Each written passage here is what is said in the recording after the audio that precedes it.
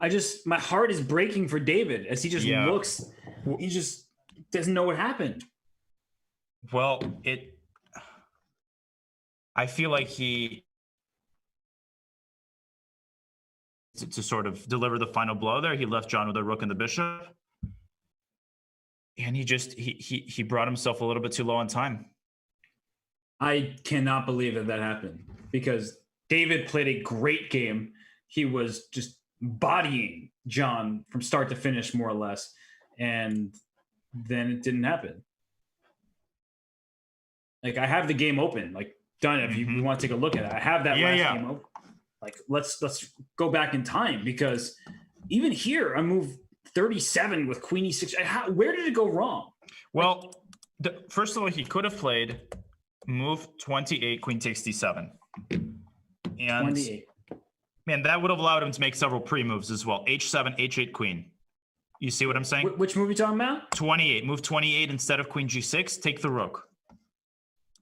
38. Sorry, 38. Yeah, I was like 28. 38. Sorry, I said 38. Gosh. So he's saying Queen takes D7, Bishop D7, H7, H8. This is lessons from a bullet superstar. He did not do that. He didn't. Of course, what he did was fine, but he's overthinking. Where just repeat the position a couple of times, and instead he kept spending like a second and a half deciding where to put the king when there's just no danger. Like you just need to have a sense for when you're getting a little bit too low. You need to gain a couple seconds. Right, just pre-move anything.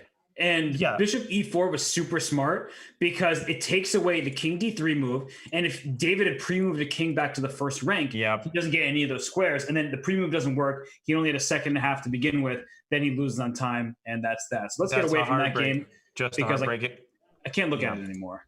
I can't. Well, while we were briefly offline, we were getting nervous because he was getting lower and lower until he, So here we have John playing E4 with white, which is also unusual. Yep. And sacrificing pieces, which is somewhat unusual. This is the most solid piece sack you could ask for, because that's A takes B5, knight B5, the queen moves to A5. Is that right? I don't know what the right square is. B8? Let's say B8. I don't know. Knight D6 check. I don't know the theory here. I won't pretend to. You move to move. Wait, where does the king go? So I guess your queen has to go to Hello. Queen. What's this line? This is bad good for black. Yeah, this is. I'm familiar with something similar. I'm just looking at the. Yeah. This is. I don't think this is good for black. I mean, there are some lines where you can allow this, and somehow the king is safe, but I don't think this is one of them. Here, the problem is the bishop gets trapped after E5, and so if you go King D8 or something, the F7 falls. This is just not the right line. So David decides to castle. He decides to just chuck the pawn. Okay. Well, no wonder I was like, I don't know this line because I'm trying to figure it out, and it's probably just not the correct situation for this line to take place. And now, as you said, David is down a pawn, but the two bishops certainly provide I kind of like this. Bishop John was quick to take on D7. I'm not totally sure that was forced, but okay. Now David has two bishops, and he's got the C and the B file. So if he puts a rook on B8 and C8, he's got tremendous compensation for that. So I kind of like what he's doing here. And knowing David, he's, that's devastating for anybody. I would be, you wouldn't want to be not much less 6 feet from me, but, a million feet from me if I lost a game like that. But David is, he's playing pretty well here. I think he's keeping his cool. Yeah, considering he blundered a couple moves ago, it feels like this is the best possible situation. And I like what John is doing just to try to get a G5 type move in. But look at David go. Rook B4. Rook B4, yeah. In comes the next rook to B8. The D4 knight is hanging. The D4 knight doesn't want to move because behind it is a C3 knight. And now rook C8 maybe. I like it. Maybe rook C8, yeah.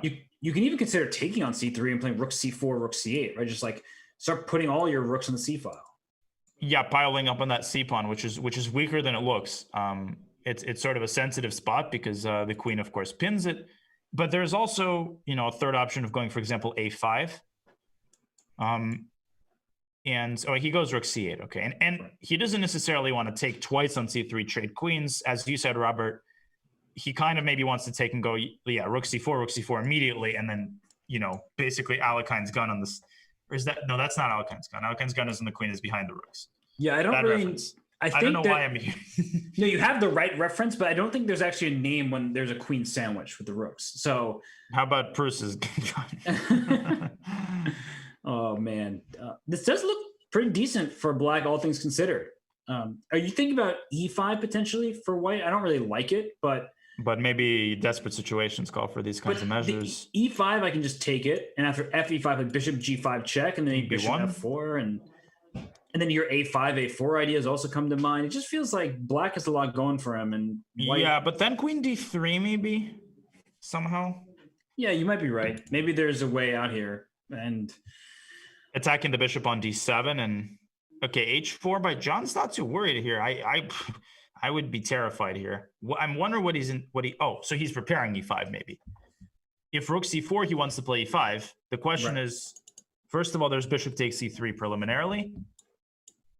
You have to take with the pawn because queen takes E3 runs into rook C4, and then correct. Don't think you want to give that up. Correct. So if you take, yeah. You get some kind of defense with rook E3 and just try to trade off as many pieces as possible because the pawn on D6 is a legitimate weakness. Mm-hmm. And John takes another sip a little while back. He's ready for this potential attack. Queen takes. What? Wow, rook C4. That's a savage rook C4. I'm not taking any more chances. I was thinking briefly about queen takes and going queen D3, but that almost never works in my experience because it just doesn't. But look at the fourth rank. Like even if you play queen D3 here to just say, okay, you can have C2, I'm going to win D6. Mm-hmm. I can play D5 to start with. The C pawn is weak. The F4 pawn's under attack. The rook on C4 is hitting E4, then F4, then G4, then H4. Like all of those pawns might eventually fall. Yeah, like dominoes. I'm getting kind of hungry. I don't know. Yeah, I knew you would say. That's what I was trying to go for. But now I don't think I personally would resist the temptation to take on C2. Would you potentially take on A5 and then play rook A4 takes A2? Nah, that's too greedy. Yeah, that's maybe a clinical sort of solution, but rook C2, king B1, and then I would be looking for some sort of... I don't think there's a decisive blow in that position. I kind of just want to... Oh, yeah, you're thinking rook takes B2 check doesn't work, right? I was thinking, but now I'm thinking just queen C4 and then rook bishop A4 potentially. But okay, I think, yes. I don't think we have any of those players competing in this field. Yeah, but maybe Alina. True. How could I forget about Alina? It feels like there should just be a just decisive move here for black, and maybe the key is he plays queen C6, keeps the knight D4. Oh wait a minute, no, but knight D4. Wait, I hallucinated. I thought rook C1. Wait a minute. I guess knight D4 you have queen C5, but you don't want to trade queens. No, definitely. He might have blundered another fork. For some reason. Yeah, I thought rook C1, but no, this doesn't make any sense. And there's no rook takes B2. Of course, king takes B2. Danya, he knew we were hungry, so he offered us a fork. What a nice guy. Oh, very nice to eat our Domino's pizza. But John doesn't do it. Wait, I'm confused. What was wrong with knight to D4? Well, need I remind you of the name of this tournament? I'm not confused. Knight D4 looked pretty solid. Okay, we see queen B4 instead. Now, I don't think that's bad per se. Now he's attacking D6. I feel like somewhere here, yeah, queen C6 was definitely, because he's also blocking in his bishop on D7, right? Right. So, that's a lose-lose for David there, because he doesn't even have like bishop B5, bishop A4 ideas. M Wizard 777 goes, knight D4 was a GM move. That's what's wrong. Precisely. Yeah, I mean, you and this wizard speak the same language. Yes, we do. Yeah, I don't know. I'm kind of missing what was wrong with knight D4, but right now David has no time either. So he has no time, and I actually don't see a move. I've been thinking this entire time about a move, and I can't find one. I guess he wants queen D6, rook E4. Right. So you got to keep this here because queen D7, once we trade, the E1 rook is falling, so you can't win that bishop. And if E4 falls, well, we talked about dominoes and the fourth rank, and here comes that rook there. Yep. And actually, well, if rook takes C4, queen takes C4, and finally that bishop can leap into action on A4. if need be. And the bishop might find itself on c6 and then into f3 if the queens get traded. So, well, I think John's going to take. Something tells me he's going to trade queens. Feels like the John instinct. move to play. Yeah, but he's been surprising us today, so. Well, there are good surprises and there are bad surprises, and now he's down on 20 seconds himself. So we're getting a bullet. This is going to be fun. Scramble here. That is what I came here to watch. That's right. Oh, Queen D2. Okay, so Queen D2. Yes. This is best delivered in a Kamara voice. E5. Play E5. E5. Yeah. Oh, there it is. Look at that. There it is. F5 by John, blunting the bishop. Now maybe Queen moves away to F3. Queen. Oh no. Oh, I liked F6 for black, and then reroute that bishop to F7 or now bishop to A4. Now what does white do? Maybe rook c1? Don't flag. Oh, he got rook c1 in time. Queen e3 or something. So look at that prudent move there. Knight a5. Now knight a5. Ooh. Queen b6. Queen c3. There's bishop d7. He's barely surviving this, but e5. Now it takes bishop b7. He missed it. He had knight b6. We'll bring this up after the game. Nice. H5 is a great move, but now a4. These outside pass pawns are super dangerous in these time scrambles. Right, and the knight too. The a4, b5. He's got to take on h5, go g5. He's got to go g5 ASAP. Ooh, okay, here comes now the a5. A5. Now this is going to be a draw, I think. I thought he had a5 there, though. Me too, because that... Yeah, now... Oh, knight e6 check. Knight e6. Oh, David's got to be careful here. That's a bet. Uh-oh, king f4. Wait, what's he doing? No, knight takes a5. Oh my goodness. No, this is still maybe a draw. Knight e3? Yeah, wait, bishop e2, knight g4. Okay, John. Knight d4 check, yeah, it's a draw. The king will get back in time. Yeah, but John at least should have tried to fork him. Right. But I think he was winning that position, but after this game concludes. Yeah, there was so much that happened. I mean, even I had a hard time following along. He definitely missed a really nice knight fork. And it's one of those sort of situations where you're like, I had a win. Actually, maybe he didn't because his king was in the corner. So maybe I overestimated his chances because his king was stuck there and we see a draw. So as we get to the next game, I'll pull up the position. I'll tell you what. Sure. Okay. So now we have the next game. I'm going to pull up on the analysis board. Back on move. Let's see. What move is it? All the way back. On move 32 when he went knight e5. I guess the problem is the back rank checkmate. So he did not miss the tactic I thought he missed was knight to b6. The point being that if rook c7, I have some kind of like knight d5 type tricks with the e7 square, which doesn't work anyway because of rook d7. But just rook e8, right? You have the back rank checkmate because the king's on a1. So I take it back. JB's the man. But this a5 might have been. I mean, I feel like black should have some sort of defense with all those passed pawns that can be used as distractors. But maybe not. That knight is such a nice sort of limiting piece guarding f3. So that'll remain behind the scenes. Right. Well, we'll look at that another time. For now, we have another Sicilian going. Yeah. And I see a comment by Dortum888. Robert should stop suggesting backwards moves. These are safe for GMs. I mean, that's right. That's right, Robert. You should know that. My bad. But David playing much more quickly this game. He did score his first half point. So maybe he's feeling that confidence coming back to him. The other games have not gone his way. And right now he has a very nice looking Sicilian setup from the white side with more space for white. Black has retained flexibility. The bishop on f8 is going to go to e7. There's no real attack for white just yet. But here comes g4, then h4 and g5, and then the attack will. Yeah, that pawn on h6 can be used as a hook. So it's both a curse and a blessing. It slows down, the progression of the G pawn, but if the H file is open, that can spell a lot of trouble for black. So, as far as Sicilians go, this is for now somewhat more tame, but it can turn wild at any moment. And I agree. I think David, sometimes when the sort of the bottom opens up and you lose unimaginably, sometimes I'm not going to say there's light at the end of the tunnel or something, but sometimes, you settle into a rhythm where there's nothing to lose. You start playing a little bit more freely, and then the wins start to come. So, the fight goes on. I don't think that light has been a problem for David. Like, he's being blinded by the sunlight right now. Yeah. He's literally covering his webcam, and or maybe that's the window. I don't know, but he's just, wow, go away. Or maybe a child has come to him, and that's why he's hiding his webcam. That actually would be the most logical thing. I think it's what he's doing.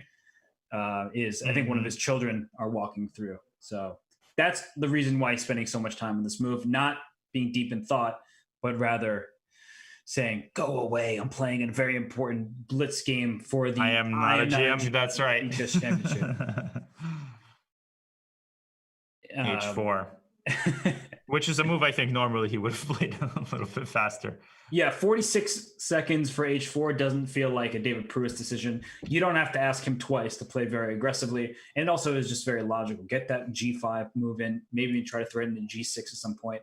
Bishop E2 here. I don't want to allow but maybe D5 here. I mean, I feel like in these positions, Black needs to choose the right time. But for John, I think Rook C8. Like, John likes to play, somewhat more flexibly. So maybe Rook C8 or Knight C4. Right. I actually don't really understand these positions myself. I only play the Knight Arf, but I think, Knight C4 played by John. And now Knight B3 is sometimes unpleasant with the idea of Knight A5. I've seen this idea many times, and it's often hard to deal with. I don't know what you think about it, Robert. David decided to go directly G5.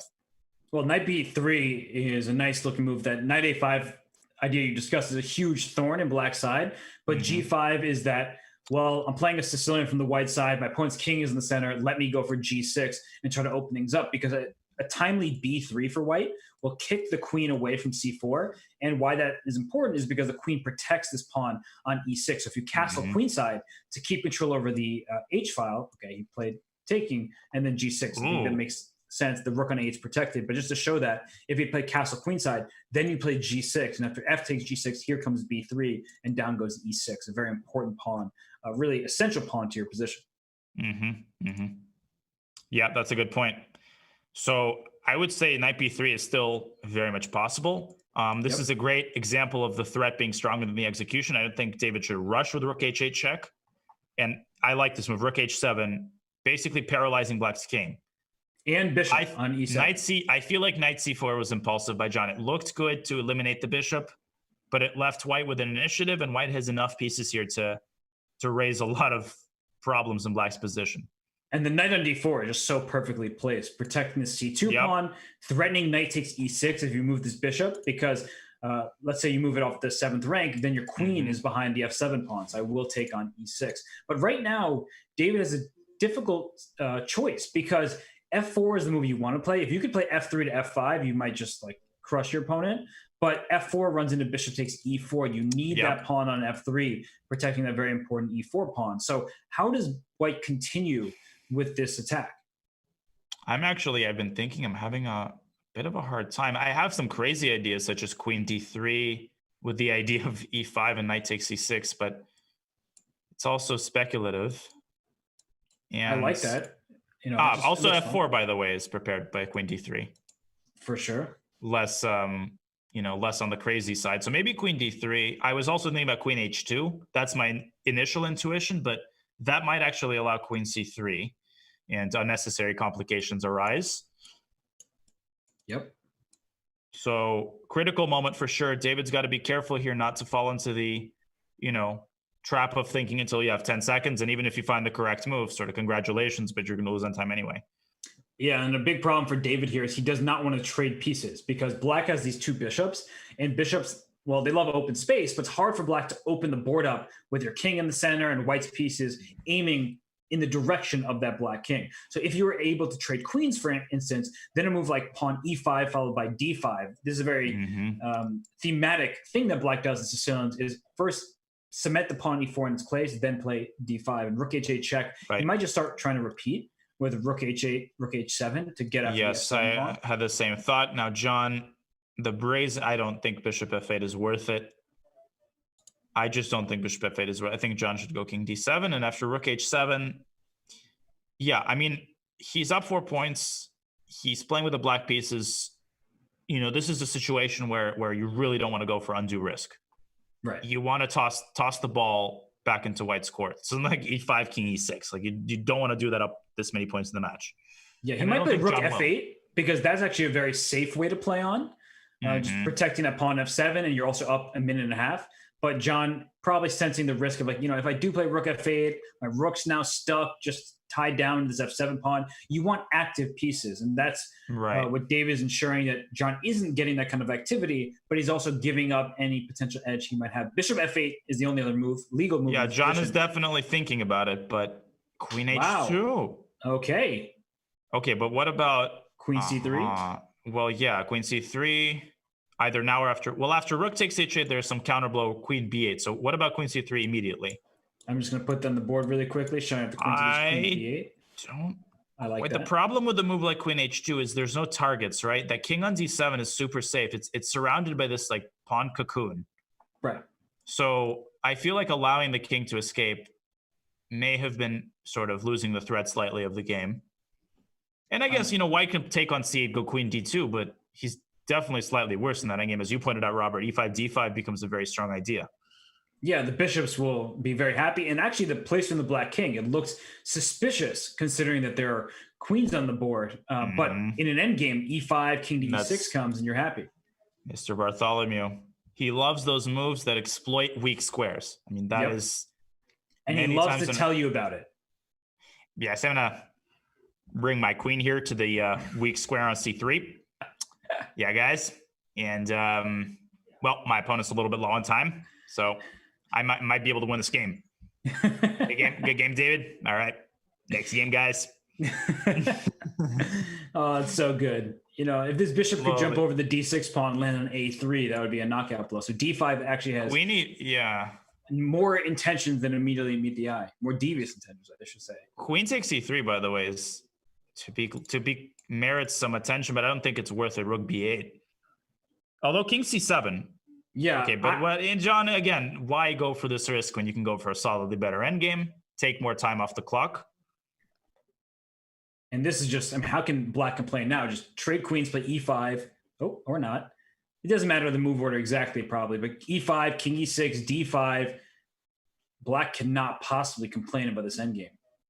No, and the good thing is John can play this for another like 30 moves, and it's in his favor to take more time off the match clock. I think e5, d5 now, as you said, Robert, is very strong.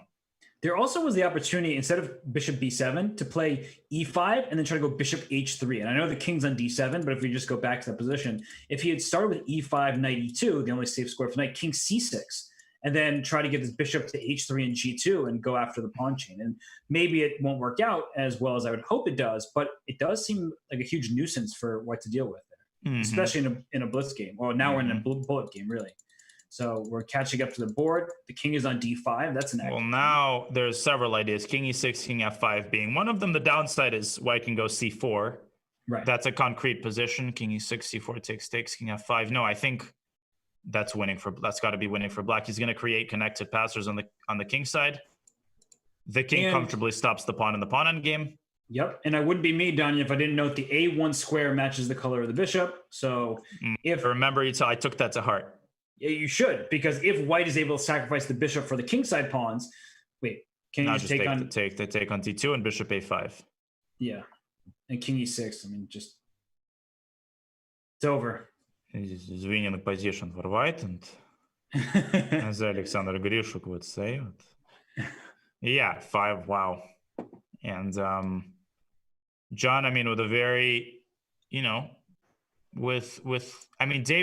was the one who didn't repeat, I suppose, with queen h2. Right. And that's completely understandable. I mean, at some point you just start getting nervous and then that sort of, that dictates some of your decisions. Right. Yes. Yeah. You just, at a certain point, a draw is the same thing as a loss because you're down so many points. And right now in the match, it's so clearly in John's favor that David's like, what is a draw really going to do for me? Look at this rook g1. Rook g1, man, is this alpha zero theme by John, but no zeros have appeared on the score sheet yet. And I know people like my impressions, but we'll stay focused on the game. And if an opportunity arises for someone else, I'll definitely. It has to be natural. It has to be, yeah, exactly. I can't just bust out a Kasparov all of a sudden. Because commentating, John's games, it's I have better things to do, but I am not GM, it's a fun tournament, but you have some politics to deal with, So it's not like I could just bust it out like that. Yeah, you Although clearly I just did. I just did. But okay, that was so good. Oh, that was really on point. The E4 I had square. to do it at some point. But now D5, I'm not sure. John is like mixing 4 different lines in this line. John's having some fun. John is, he has a satisfied expression, but I'm just not sure what he's going to do after D5. Danya, you were told by Studio Chess you need to do one of those masterclass things on impressions. Chess impressions, yeah. I mean, I'll be releasing some videos pretty shortly because I have many to perfect, and you know, there's many I'm not quite satisfied with. It's one of those things you can keep perfecting, and you're never satisfied with some of the intonations that you get wrong. I love them. But thank you. I appreciate it. Appreciate it. Oh, this looks bad. Your praise, Robert. Yeah, I think John has had a little bit too much fun here. And I don't think he's having fun anymore. I was paying no attention to the chess, honestly, because you were doing the impressions. I was looking at the chat. Then I turned my head back over here and I was like, wait, why is there a queen on A5, B4 being a threat? The E4 pawn needs all the defense in the world. It's pinned to the queen on F3. There's no attack for white. Even if you play G5, knight D7 to E5 improves the location of the knight. Do you think I like Black's position here? I don't know if I made myself clear. I don't think you do. Wait, Let me ask you. Do you like Black's position here? I appreciate you asking and not assuming. I'm very happy you did that. But yeah, it looks really bad for white. And David's clock management also seems to assert that premise as, well, I feel very good. I feel confident. And your queen on F3 is looking a bit shaky here. Yep. I mean, that queen is in the middle of everything. That there should be a pawn on F3. The queen should be on E2. And that move rook G1 is just, I mean, again, he's mixed up so many of these lines. Knight E2, man. I mean, I think he's trying to go for some tricks like queen A5. Maybe there's B4, queen B6, knight B3. Although even that, I doubt that there isn't some sort of tactical response to it. Yeah, that looks terrible. But maybe that's the idea. What about queen? If queen A4, the knight C3 back, the queen can just drop home to D7, and then white can say, well, you actually aren't really attacking me anymore, so this sort of trade was okay. Was I too harsh? But actually, wait a minute. But knight C3, queen D7, there's G5. Yeah, my knight has to go back and cheat. I'm not happy about it. So, no, David is definitely not going to repeat.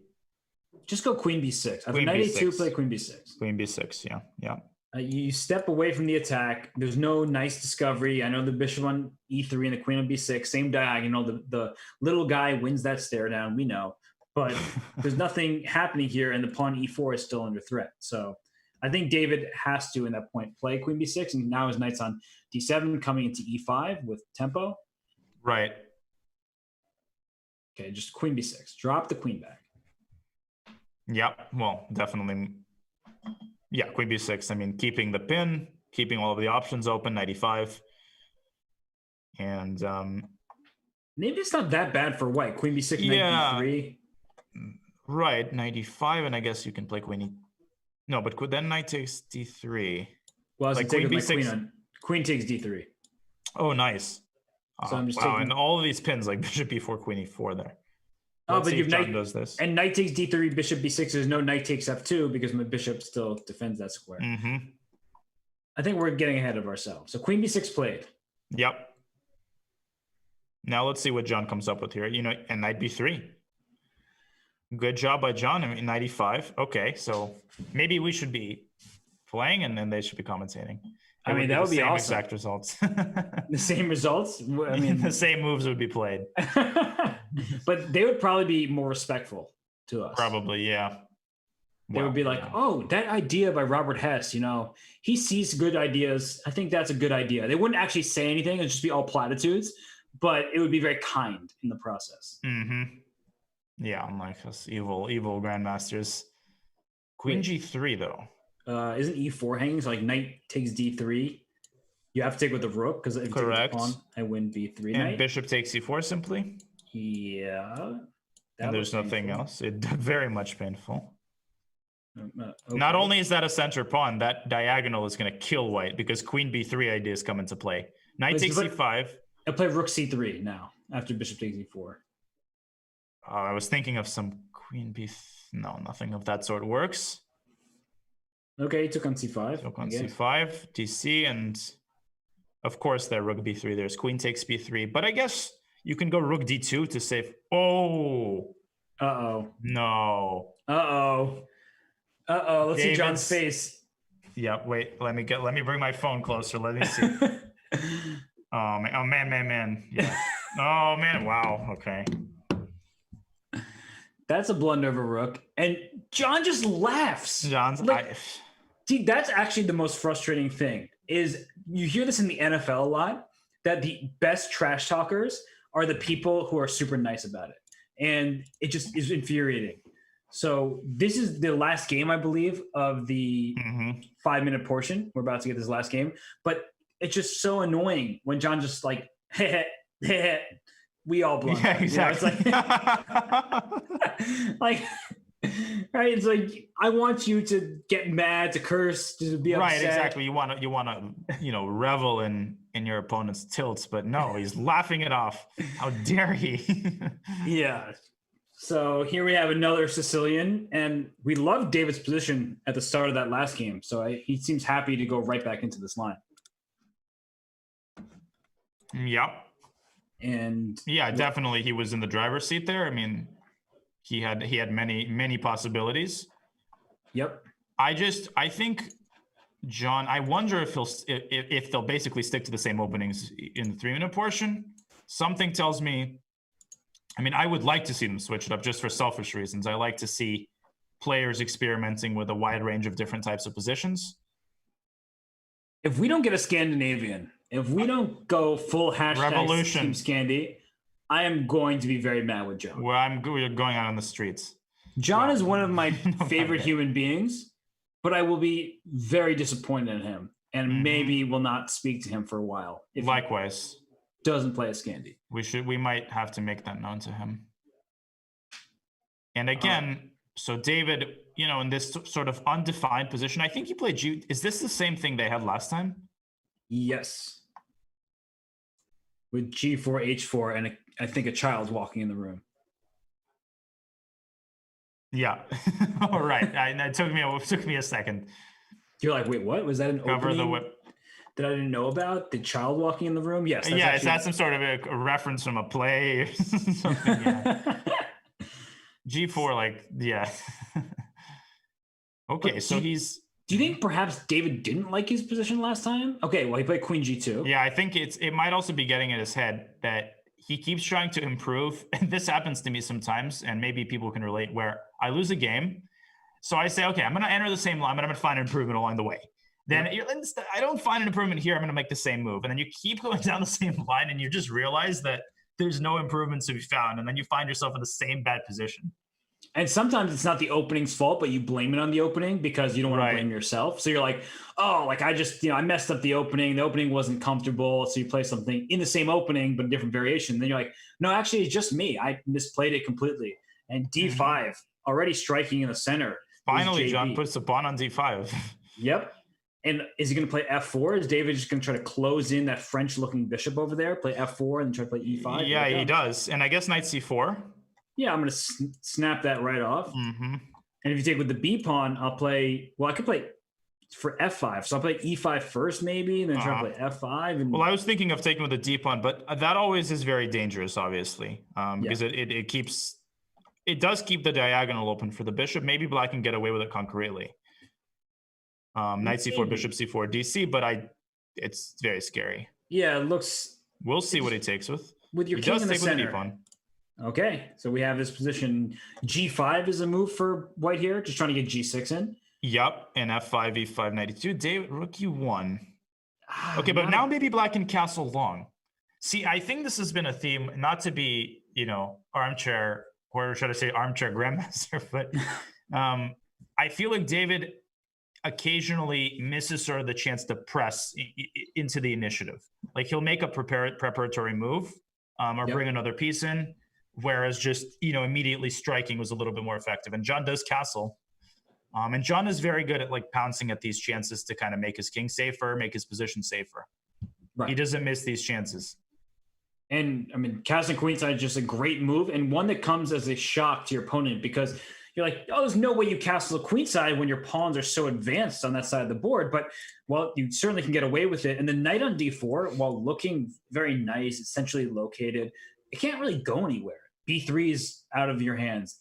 f5 you can't go to. And so the only squares you can go to are f3 and e2, but those aren't really good squares to work with. So bishop c1, he's protecting e4 so he can move his queen out of the pin and maybe eventually play e5. But now black can finalize, finish off the development here, bishop c5. Yep, and that causes a very unpleasant dilemma because then knight f3 is not possible. Yep, knight f3 that hangs. Take there is c3 that has its own serious drawbacks. It just weakens the position. And, black can play it slow and just double on the d file, for example. Rook d7, rook to d8. And then d3, if the knight ever leaves d4, you can just slam that rook into d3. Yeah, and I mean, we look at the position, look at the quality of the dark square bishops. The bishop on c5 is an aggressor. The bishop on c1 is at home doing nothing, just like most people during this unfortunate time. Very good, very good. But round of applause. Thank you.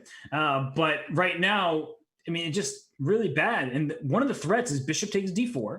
You can take it now and then try to play f5. I was thinking about that. Yeah, I think specifically here, maybe white can play gf and d5 and try to shove through, a little bit of defense. But even there, I agree with you. I mean, even there, fe is certainly black is the one enjoying life. Right. Weaknesses left for white in that position. But I would not rush that capture. I think that I would wait on it a little bit because the knight's not going anywhere. The bishop's not really going back to e3, as then the e4 pawn is still a problem. So what is white's next move? Let's figure that out first, and then we can think what we should do to maybe John wants to figure it out and play a move like king b8 or rook d7. Rook d7. Definitely rook d7 looks so good. And it's a John move to just improving the position. Or maybe he'll play e5. Yeah, carving out rook d7. Yeah, and just what you can do with your knight now. If you move your knight, I'll take on f4. It's a terrible dilemma. I mean, white is essentially paralyzed, and then e5 can come at a later point and be very strong, like queen c2, rook d8, and then you put the bishop back on e3, and then I play e5. I mean, it's getting very dicey for white. He has too much time. Yeah, it's the sort of position you might look at for a second. It's equal, nothing's going on. You look at it for 5 more seconds and you realize white's position is crumbling. It is. Completely crumbling. I mean, he cannot move anything. G5, he's trying to, but now even, he can ignore it and double, honestly. I guess G6 maybe is white's idea, but. Okay, John decides to take. Now queen G5. I like this idea by David. He's complicating things a little bit. He really is. And there are some ideas, not only queen takes g7, but knight takes e6 in some lines, just to say that your queen is a bit overloaded to the defense of this bishop on c5. So, good point. So knight takes e6 doesn't work right here because f takes e6, rook d7. I don't take with the queen because that hangs my bishop, but I take with the king on d7, and at best you get a single check on d1. My king just escapes and off the piece. So tactics not working. F5, yeah, definitely the correct approach. By I'm afraid though e5 here might shut down any counterplay unless I'm missing something. Because the e4 pawn is lost. Yep, that pawn is the key to the kingdom there, because e5 knight moves. Okay, John takes. I'm not sure about that. Maybe you can take and then go e5. It's not really about the pawn on e4. It was more about the square. Yeah, not allowing white some kind of capture on g6 and getting a passed pawn. So he's eliminating that pawn so he can play e5 next. That honestly seems quite practical. I'm trying to find some intermezzo, maybe queen g7. But what exactly? No, I mean, nothing is good here. And John does exactly that. Maybe queen g7 here. Right. Either queen f6 or queen g7. I'm trying to figure out what the difference is between those two squares. Yeah, but now takes and bishop e4, I feel like this pin is eternal. Right? I mean, rook d1 and bishop e4. How do you get rid of that? I like that. It just looks very strong for black. And let's see. John is taking a little bit of time here. He takes and bishop e4. Yeah, and does it. Because that bishop can also go to d3. You mentioned that square a long time ago. It's a soft spot for white, a landing spot for black's pieces, and h2 is weak, f5 is under attack. Yeah, all these sort of weaknesses that remains hidden with the center closed. Now that the center is open, they've all become exposed. f6 is a tricky move. I like it. Rook h2, queen g4 wins the bishop, but John's going to move his king, I think. Maybe king b8. Yeah, just don't hang that bishop. Right. Objective number one. And bishop d3 also. Yeah, bishop d3 looks really nice because queen g4, there might be a rook d7 type of maneuver if you're able to make it work, but you're not getting it here. Okay, but now queen e5. Queen takes e4. Oh, that's an important pawn. I don't exactly... Looks winning for black, but I don't exactly see... Ooh. There is some really cool tactics. I'm thinking about rook h5, queen h5, bishop c2, and queen e4, but no, John finds the practical approach. Yeah, you're getting too fancy there. I like the idea, though. Now just bishop d3 are completely winning. White's just so paralyzed. Yeah, or this. Yep. If the rook moves away from the first... Okay, now rook e2, rook d2, rook e1, for example. I think White's just trying to play h5 to free up, please take me on h5 so my knight can move for one turn, but... Wait, queen g4. Queen g4, yeah, he had queen g4. Although there I thought queen e6, right. To check. The worst thing about this is it doesn't matter how many pieces you trade. That pin, as long as the pin remains, and it will remain because the bishop can hardly be dislodged, it's going to be winning. Is there some kind of rook e1? Oh, he didn't go rook e1, but I was thinking. Yeah, I was thinking about it too. All right. Check. Queen d1. D1, queen d2. Still kicking. Yeah, it's really annoying. It feels like this game should be over. Can I just take on d2 and then play bishop f2 at some moment? Or like, just go after the h pawn and after that f6 pawn. So now, okay, John's got to be careful with his clock too. Wait, props to David, by the way. He's out of this. Like, the worst is behind him. Knight d4. Ooh, now queen f... Okay, now bishop f... Oh, but now that hangs. So now knight d4. Take a6. Queen d3 maybe for John. Take a6. And b5. Oh, they're missing. Take a6. Oh, man. Wait, but now it's anybody's game. He takes that way. Okay, king d7. Okay, but now black is much better. No, he should have taken the other bishop. I thought he had a way to get the opposite. Now black is winning. Yeah, these light square pawns. Oh, man, bishop f4 wins on the spot there, but okay. He's just going to go take h4, play bishop f6, keep the king away. Bishop g5, my guess is also one, but John's just going to take all the pawns and go c3, c2, and bishop a3. No. Not quite yet. Not so fast. King d3. But now he just moves king to f3 and then push the g pawn. Yep, that iron construction of the bishop on f6, the pawn on c3. Wow. Right colored pawn. I should have just kidding. That was a ridiculous game. Crazy turnarounds there. And you were right, Rob.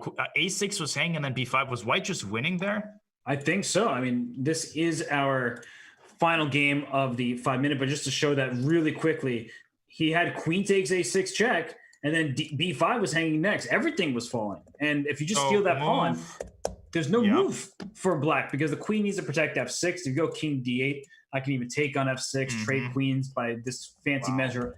I have an extra pawn. So we'll leave the players to get a little breather. We'll take a breather. We will be right back with the 3-minute segment of the first matchup in the 2020 IM Not a GM Speed Chess Championship. Hey guys.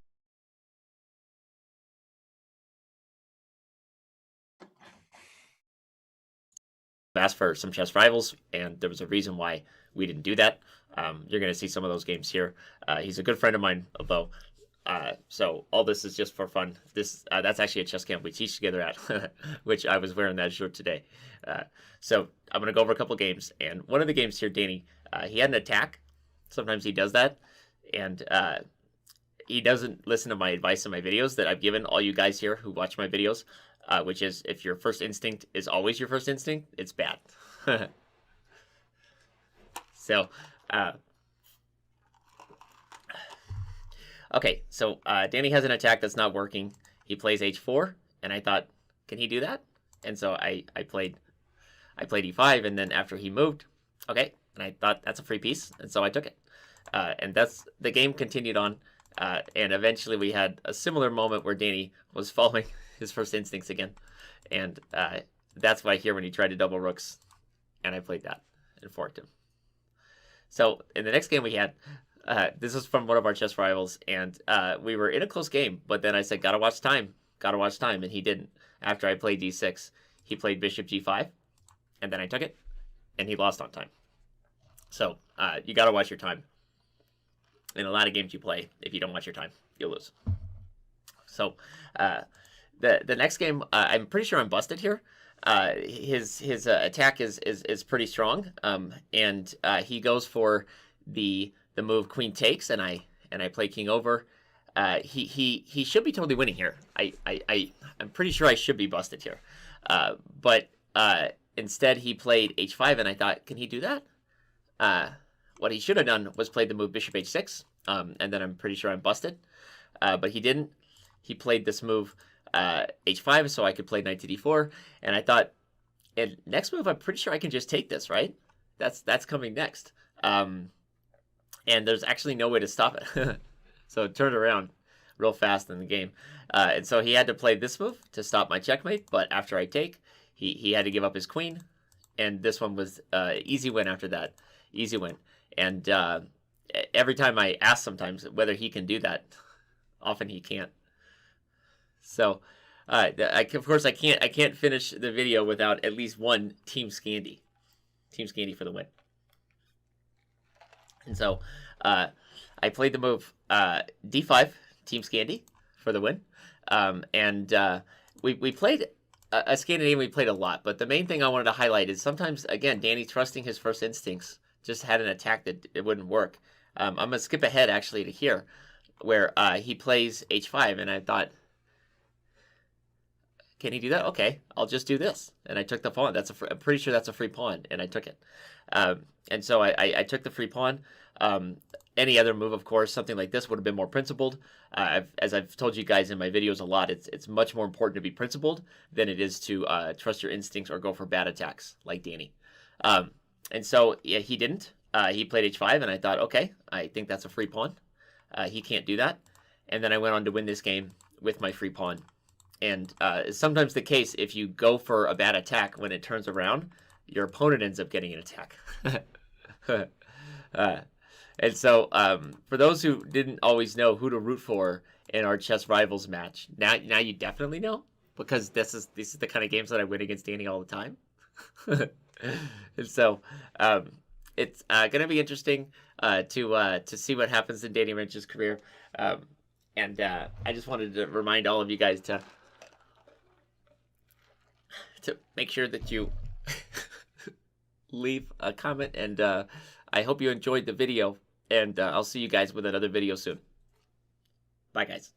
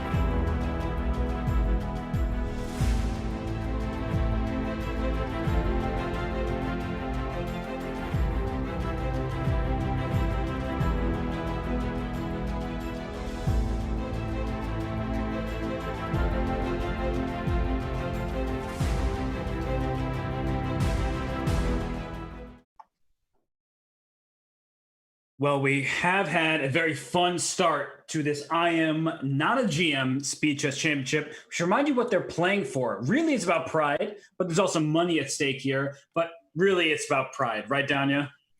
Yeah, definitely. As we can see in the first round, the winner gets 150, and that steadily increases as the matches go on. And in the finals, of course, the winner gets $500, and the rest is split by the win percentage. So, you know, what that tells us is even if the match isn't too close, it literally pays to fight until the last game. Yep. And apparently, as Chess is saying in the chat, all donations go to the winner. So that's pretty cool. You can increase the prize fund for the players by simply donating to them. And let's run everybody about the schedule, because I'm super pumped for many of these matches. I was very happy that we're starting with John and David, two good friends of ours. But the schedule as a whole is fantastic, because we're right back at things tomorrow morning with Levi Rosman taking on Tanya Sachdev. Then we go on to it the next day with Alina versus Christoph, Greg versus Anna, Elizabeth versus Eric, Kostya, Lawrence, my man Teddy Coleman taking on my partner in crime, Danny Wrench. That is really the highlight of round one. And then, of course, last but certainly not least, Carissa Yip taking on Dean Ippolito. And Carissa is coming off a fine victory, feels like decades ago at this point, over the board tournament against Zhu Wenjun in the 2020 Karen's Cup. Hopefully we'll not forget what those are. But Carissa, I've seen her in the chat, big shout out to her. She's such a phenomenal player. And I think she's going to give everybody a run for their money, because she is the highest rated bullet player out of everybody playing in this event. Interesting. Yeah, and she's very young. She's a recent IM. I think that GM path is one that potentially she can be on. And so I think the other players look at her and like, I want to show you in this tournament because I may never have another chance again. Yeah, absolutely. And, being young in this tournament, having a lot of energy, that is also very important. This is pretty grueling. And speaking of grueling, there's a whole 3+1 section now that the players have to duke out. They do. David has some coming back to do. We see D4 by Mr. Bartholomew. He said, okay, E4, I've had enough of that Sicilian stuff. And now we have a tamer approach. Knight B to D2, pawn to C3, pawn to E3. It's almost like John Bartholomew is playing white. I mean, one would never guess. I honestly, did John ever take lessons from Georg Meyer? Because something about John's repertoire, generally speaking, is just this like very solid, I'm going to outplay you over time approach that you see Georg Meyer do. And they're both stream. I've never seen them in the same room. I'm just trying to figure out like what's happening here. Where is John learning his stuff from? Yeah, and now that we're on the topic, John's fellow Minnesotan, Andrew Tang, obviously different style, but Andrew also, he likes the London system exclusive 1d4 player. So maybe it's I don't know. I mean, I don't know if Andrew and John ever trained together, but Andrew is also a very, very strong positional player. Right. So just an observation. So maybe it's something in the crisp Minnesota winters that, gives these players a hankering for, these long positional battles. I don't know. You could almost call it a snowball effect if we want to throw Georg back to the mix. Excellent. So we have a position now that the E4 square, there's knight hopped already in there. White has overprotected this E5 square with pawns on F4 and D4. Black doesn't really want to take that knight on E5, and White was first to capture the knight in the center. So Black has these double pawns, but they're not weak because they're very hard to attack. The pawn on E3, however, is. So knight F6 here, I think, is a possibility. Rook D8 is also very flexible. C5 is being prepared. Knight F6, knight D5, followed by F6 could be a maneuver. I almost want to play like Bishop A6 for White at some moment. So like, this queen on E7 feels iffy. So Queen A4, Bishop A6. I like the light squares. And David does take. I'm not sure about this because even Queen E1 here, for example, right? Yep. I'm not sure about David's decision of taking on E5. I feel like he was doing the right thing. Maybe C5. Now you get this very defined structure with pressure along the F file. And a very solid pawn chain, right? It's not like D4 will ever be a weakness. Whereas E4, I can play Bishop D1, I can play Bishop C2, some point Rook F4 type of thing, and the E4 pawn is on a light square and can try to be picked off. There is a small trap though. If Rook F4, then maybe CD, Rook takes D4. Yep, because the pawn on E3 can't take on D4 while protecting this Rook on F4.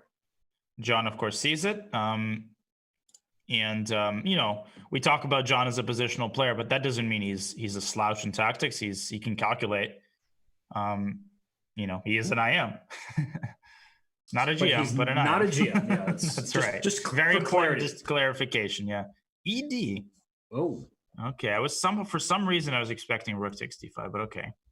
The problem with rook takes d5 is and your pawn e4 really does feel vulnerable, but yeah, when you take e takes d5, some of the f file feels so much stronger for white. Like I can't take advantage of it, and that's why I played f6. But if I could have gotten 2 moves in a row, queen f2, rook f1, then black has some real problems down the f file.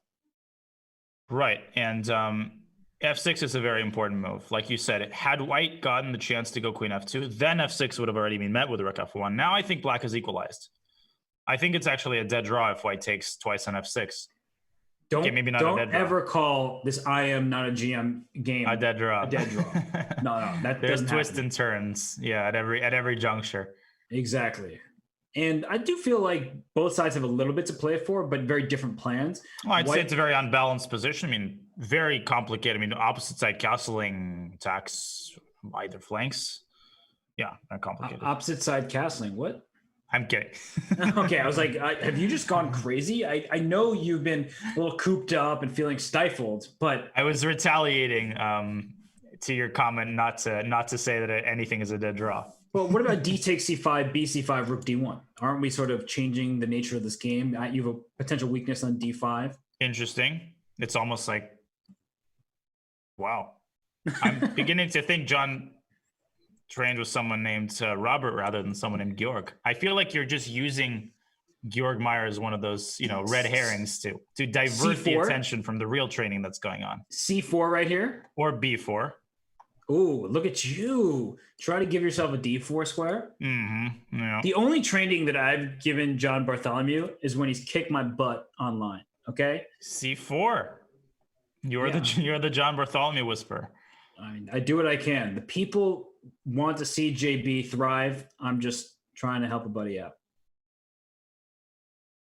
No, this pawn structure is very fragile here for black, right? As soon as you take on c4, now your your E and c5 pawns are isolated. I'll consider trading into an endgame, like with rook even f1. queen c4, rook f1 there's nothing to lose. So takes rook f1, take everything. King g8, king f2, king f7, king g3.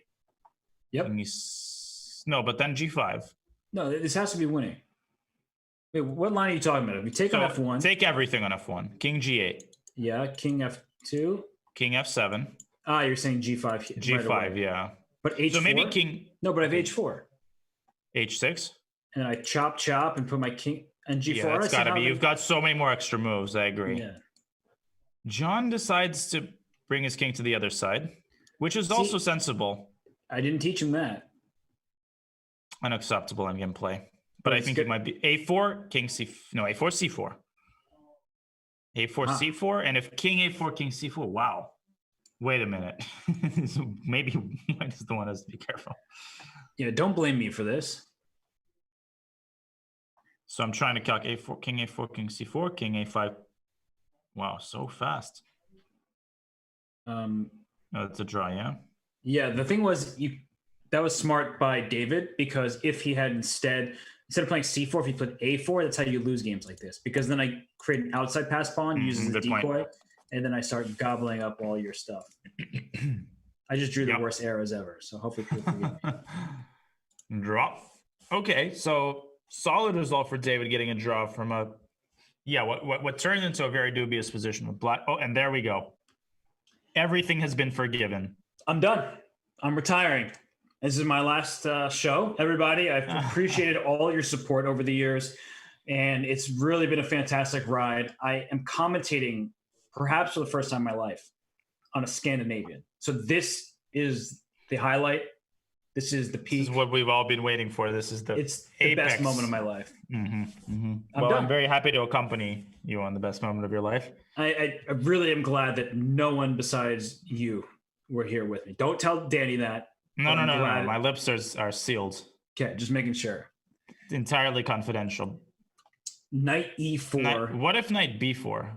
Yeah, that's a great question. Dumb. I was gonna say dumb question. Queen c3, queen takes d4. Love it.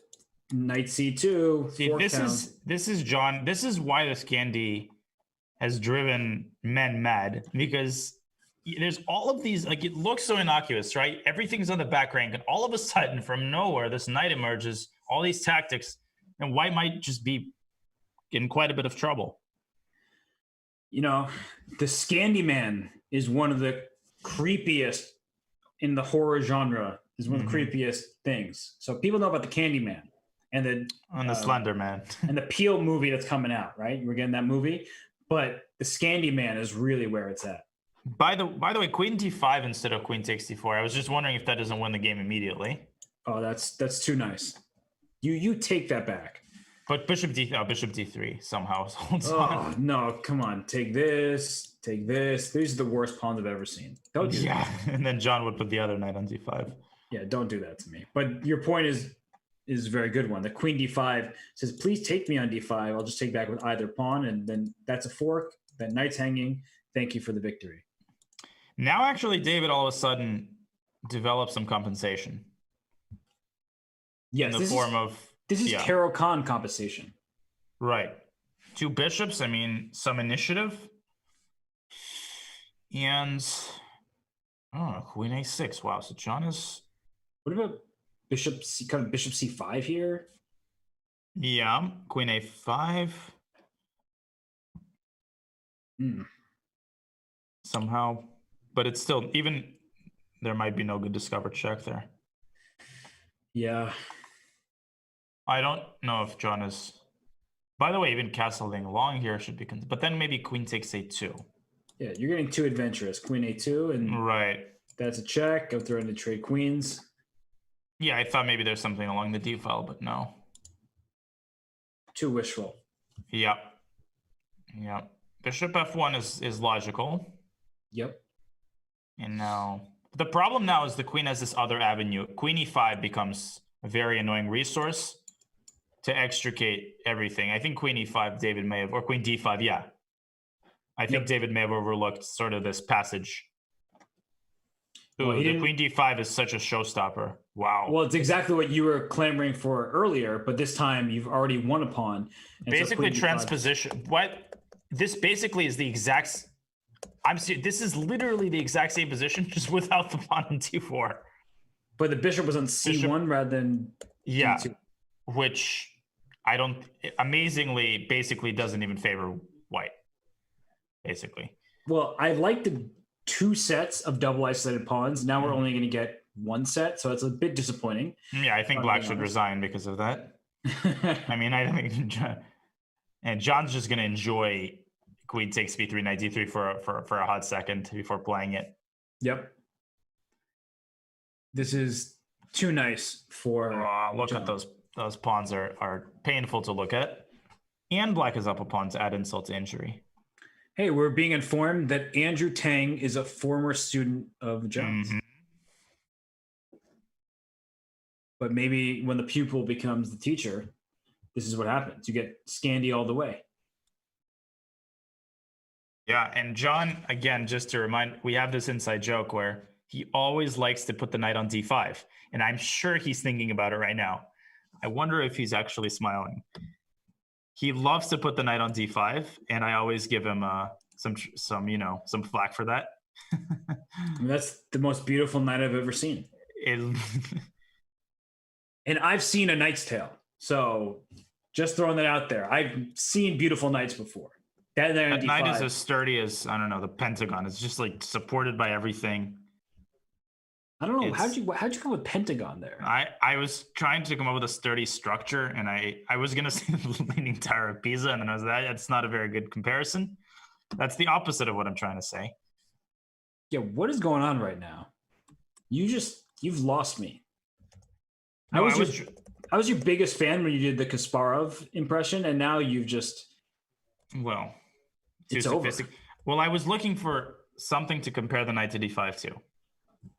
Okay. So I was thinking of buildings that are very sturdy. All right. Well, this conversation has to stop. Yeah, I agree. For both of our benefits. So Black is up a pawn. That knight on D5 still is just a stellar piece. Yeah, and King D7 can come and just completely winning for Black. In fact, it's very hard to not win this. Well, because any trades are basically favorable for Black. You know how I feel about these absolutes that you give. I do. This not is too positively. I am... Wait, let me say it, the second part, not the GM. Exactly. Is that correct? Okay. Yes. It's the Imnagsk.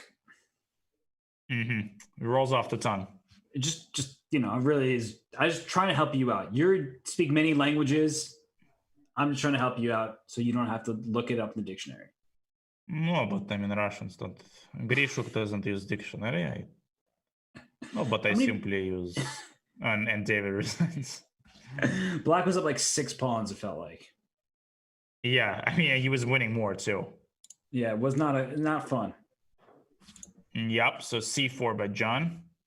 So John is now messing around with his openings, and I think he's trying to throw off his next round opponent. And I'm not saying he's already counting David out, but the match score is the match score, and John is by far the better bullet player. Yes, and he does, and now he's probably he's going to go d4, and he's going to transpose to sort of a favorable Catalan where he can go e4 fast, which he does. So I've seen John play c4. He likes to experiment with non d4 moves sometimes. I feel like this is maybe this is theory though. I'm not sure. Rook d1. This looks like remember. Yeah, bishop g5 looks right. This rings some distant bell, but well, it's not fun for Black to have to play a move like f6 because the light squares feel more vulnerable. What?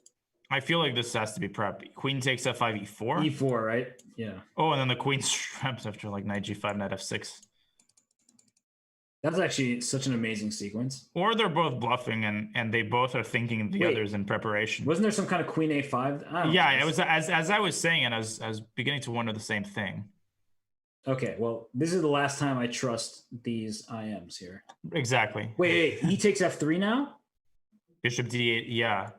How many pieces do I get? 3? That's 3 pieces. I can capture on f5, but even there, like knight f6, I tend to love those positions for the 3 piece, the side with the 3 pieces. Oh, give me all of that and then some. Definitely, completely agree. And David's when the situation is this desperate, you have to try to go for these imbalances and score a few quick knockouts. Yeah, queen c3 is not the move. Queen c7 is not c7, the move. That's just you just take the pieces and go with it. Yeah, not that Black is necessarily worse here, but that's not the point. It's just, yeah, in fact, Black is quite comfortable here as well, but... Oh, I like Black's position, but I love 3 pieces for a queen. I also like the move c5. That's a good practical decision. Play bishop f4, knight c4, and at least gets... In return for the d5 square, you get a lot of activity. You get the d6 square. Bishop d6 could be annoying. Yep. Bishop d6 right now. Just play it. Yeah. Go for it. Exchange that bishop off from f8. It's funny because the bishop on f8 is on its starting square. What? You could also try putting the knight on d6 and then a pawn on d6. True. Just keep that bishop. It's really strong on e5. And then eventually undermine with f3. For sure. Eventually. For sure. But what I was going to say was the bishop on f8, it looks awkwardly placed. It's on its starting square, but it's actually a key defender to Black's position. So your move bishop d6 earlier, trading off that bishop made b3. So stopping knight b4 because I still bring my knight to d3. Probably. Yeah. In comes the pony. But why not knight d6? I guess he's trying to keep the flexibility. But I like knight d6 and cd. Maybe he's worried Black will sack an exchange on these. I don't know. I mean, knight b4 instead of rook to d8 just looked right. You attack the queen. Knight d3, yeah. Then you could take this knight on c4 and put your knight on d3, something like that. The bishop on e5 is actually trapped for the most part. Looked like a spoiled opportunity there. But I still like Black's position. So it's funny that I keep saying all these things of like, this opportunity, that opportunity. But just put your bishop on d5 here. I have a hard time imagining Black being worse. Yeah, but the problem is, and this is where I agree with you, time is already a factor, believe it or not, even though, we've barely started the 3-minute portion. So you have to start taking risks because if this game prolongs for like another 4 minutes, even if David wins it, that's a significant time loss. So I don't know, maybe I'm again exaggerating the role of time, but I feel like it's already becoming a little bit important. Yep, because we have just under 27 minutes in this time segment. Then we have 25 minutes of bullet. John is the bullet favorite between these two players. So David needs a win and he needs it now. And he really needed it like 3 games ago. But right now is a good game to get because so far his position has been quite nice. He played Put a G5. bishop on, and bishop D5, and he keeps rolling on and on. Maybe this is the time for John to play F3. I think it is the time for John to play F3. Just try to change the position up a little bit. Right. I feel like John, or maybe even F4.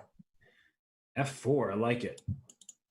You're trying to sort of close the position, but also open up some lines for your rooks. And the bishop on D6 is still a nice piece. It blocks the rook on D8, but you need something to go right for you. Yeah, if he's not going to do it now, and I'm a little worried John's going to go like queen D1. No, he goes F3. Nicely done. Mm-hmm. Because if you don't do it now, black's going to play bishop D5. You're never going to do it. But this actually is not the... Okay, the F file under white's control, the D file blunted by the bishop on D6. That bishop on D6 is really a stellar piece. Mm-hmm. So queen A. Can I just go queen A5 and go after your pawns? Can I be greedy? Yeah, that's similar to what John does. Yeah, I mean, his bishop on G2 is protecting his king side. There's no immediate imminent threat. Right. Maybe David should just play B5. Ooh. That looks a little flip. But now bishop D5 CD. No, right. Bishop knight D6 was definitely not the way. Play knight F7 here. No, it's probably not going to work out, but it's one of those bullet moves you play. Just hope it works. Right. At some, and John has got less than 20 seconds. Rook E2. There it is. Nice. Okay, but are you hoping for a draw if like queen takes B7? I am. Don't judge me for it. I am. I've already judged you years ago. The judging it feels like you're judging. Day has came and went. Okay, he has the E1 queen D2. Yeah, and rook F8, queen D2. Right. So I think you should probably go for that. Backpedal. Rook F2, rook F8, queen D2 takes in like rook F6. No, but then there's rook C2, right? Though unfortunately the white rook is C2. But then rook A6, yeah, I mean, black is hanging by a thread there, which is certainly not what David was looking to get out of this. Uh-oh, queen D2. This is the exact thing we're talking about, rook C2. Yep. And then you get rook C8 check, rook C7 check. Oh, that's a nice detail. I missed that. Because rook C7, immediately there's this rook A6, rook B6 shuffle. Right. And now A4, and I actually think it's just winning for, well that king is very active. Maybe a rook E7 was more accurate there. I'm not sure. Oh, no, this can't be right. I don't know if that can be right either. No, it takes before A5, king C5, king E3.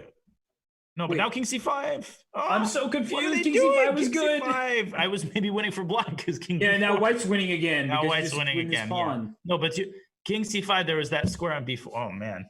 And they had time. They needed to spend a little bit more time. I feel like we're going to have to go through that and show the fans. Yeah, blow by blow account of. I feel like John's. Yeah. So as the next game gets underway, we'll bring up an analysis board and we'll show everybody what just happened because, that was not the most precisely played endgame, but this rook C7, rook C8 check, then rook C7 check was very much needed because as Danya was saying, if you start with rook C7, then black starts the counterattack first on the A2 pawn and then on the B3 pawn, and black isn't happy. So I was calculating, move 45, B4 is in fact winning. And you have to create an outside passer as fast as possible. That's sort of the methodology of this. And then after John's blunder, king D2, move 46, king C5, followed by D4 check and king B4. Right. I think is winning for black. Right. So essentially what you're saying is that because the king is very close to the B3 pawn and the presence of the B pawn for black, that have a king C3, D4 check, the king moves out the way, and here comes king B4. I'm giving away my D pawn for your B pawn and then your A pawn, and it's black's B pawn that will be tables turn. And it just shows you how volatile these pawn endgames are. Like the price of one move is so high, that the evaluation shifts back and forth. And that's not uncommon for these endgames where you don't have time to calculate, so you play by intuition. But I feel like the fewer pieces there are on the board, the more your intuition tends to mislead you. Right. And you and I were just, we're asking for certain moves to be played, but it's really hard in Bullet. I mean, that's for sure. That no matter what your rating is, when you have 4 seconds left, you kind of have this freak out moment where I just need to move. And as you're saying about intuition, that's where being able to play with like king c5, recognizing that black still has this b pawn, so you lose some ground to the white king. Correct. But you gain control over the queenside pawns, and we're in a new position now for David. He ended up playing, Verisov as white. Like a classic Verisov with knight takes d5. Knight takes d5. Oh, and knight c7. Nice. Knight c7 check. Good if you go to tactical d8, eye. I take with check. If you go king e7, you just take the queen back. He misses it. He goes ed, and that's favors black as that opens the c file. No. Nice catch, Robert. That was a very nice tactic. No. I'm very upset, but knight b5 still is probably good for white. Yeah. Oh. That's a big time missed opportunity. But now black is definitely, I would say, not worse after something like rook c8. I'm upset now. Yeah, and David is, I feel like if he did this in Puzzle Rush, you would see this in a couple seconds. He's a great tactician, but he's gotten in his own head a little bit, I think. The confidence is affected, and you start missing stuff like that. I think if you erase the past, 2 hours of this match, then he sees it. It's just, he's already defeated. He's looking at the match score 9-2 in JB's favor. He's just, saying, I did my best, and unfortunately got off to a terrible start. I lost that game where he was up, about to queen a pawn. I think that was game 3 or 4. I don't remember now. But that was a huge missed opportunity, and you can't shake that off, especially when you don't have any break between the games.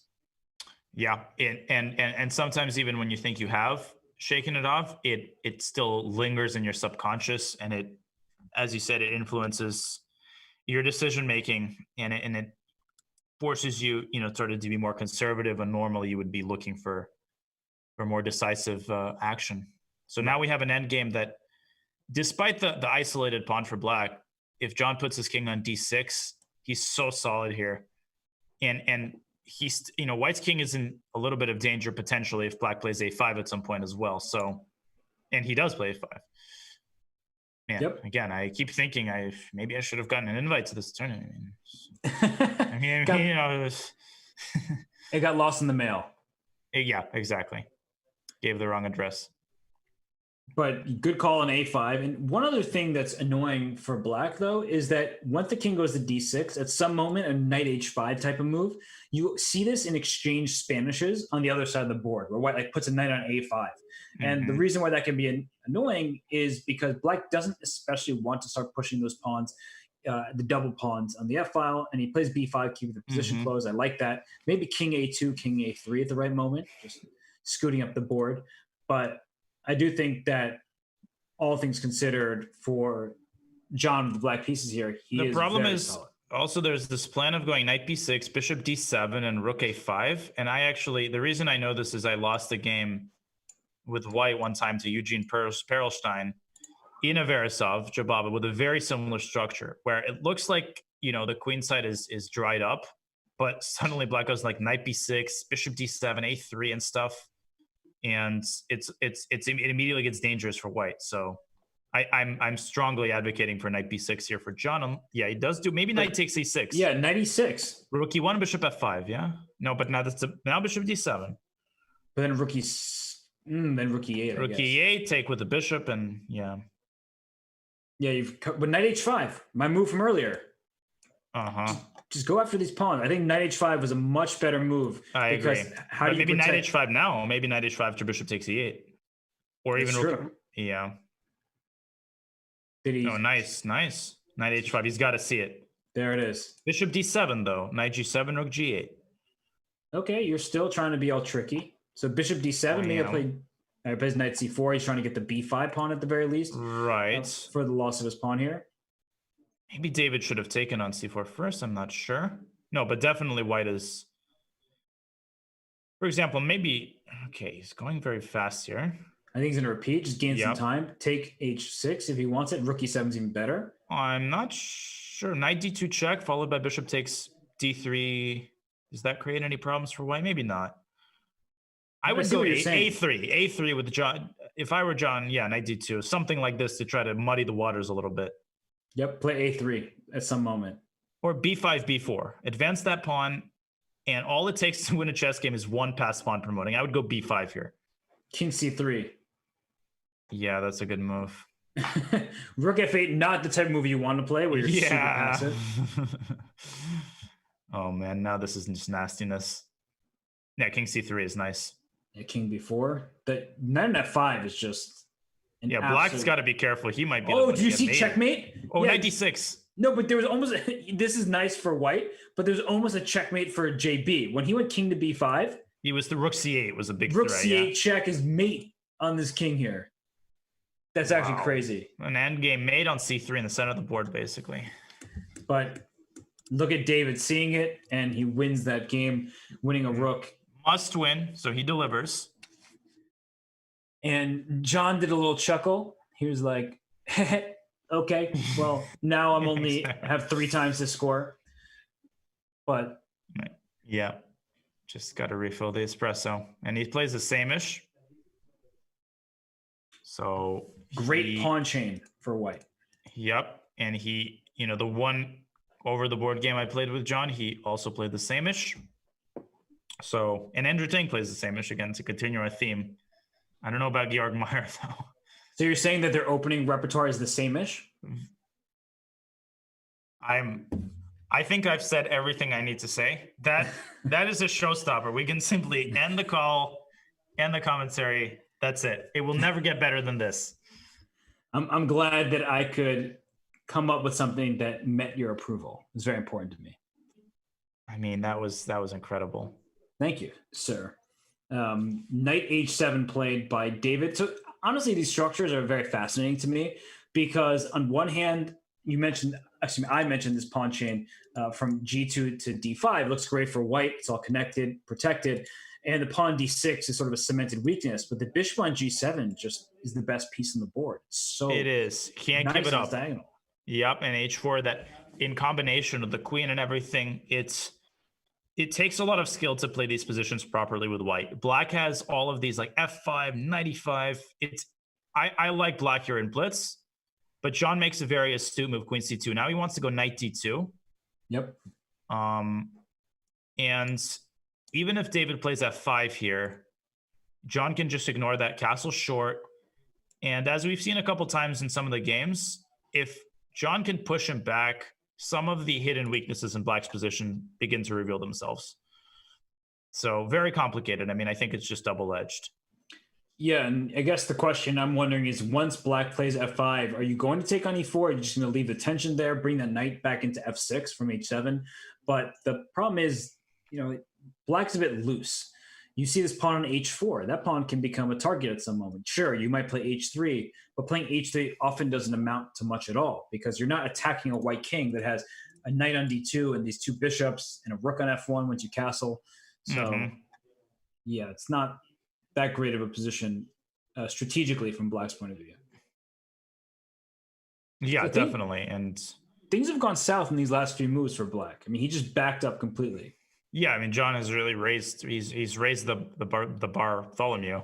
Oh my gosh! Don't do that to me. I was trying to reciprocate, but I was genuinely impressed with their same-ish fun. That was good. You just did that. How could you do that? That was terrible. That was like, I don't know. It's like when you're in the Bay Area, you take a ride on the Bartholomew. Yeah, that was the first thing I was trying to connect, but I couldn't find a way to do it. So I was waiting for you to say John was playing well, so I could say he raised the Bartholomew. But has he raised the Bartholomew? Because now this knight on e5 is eternal.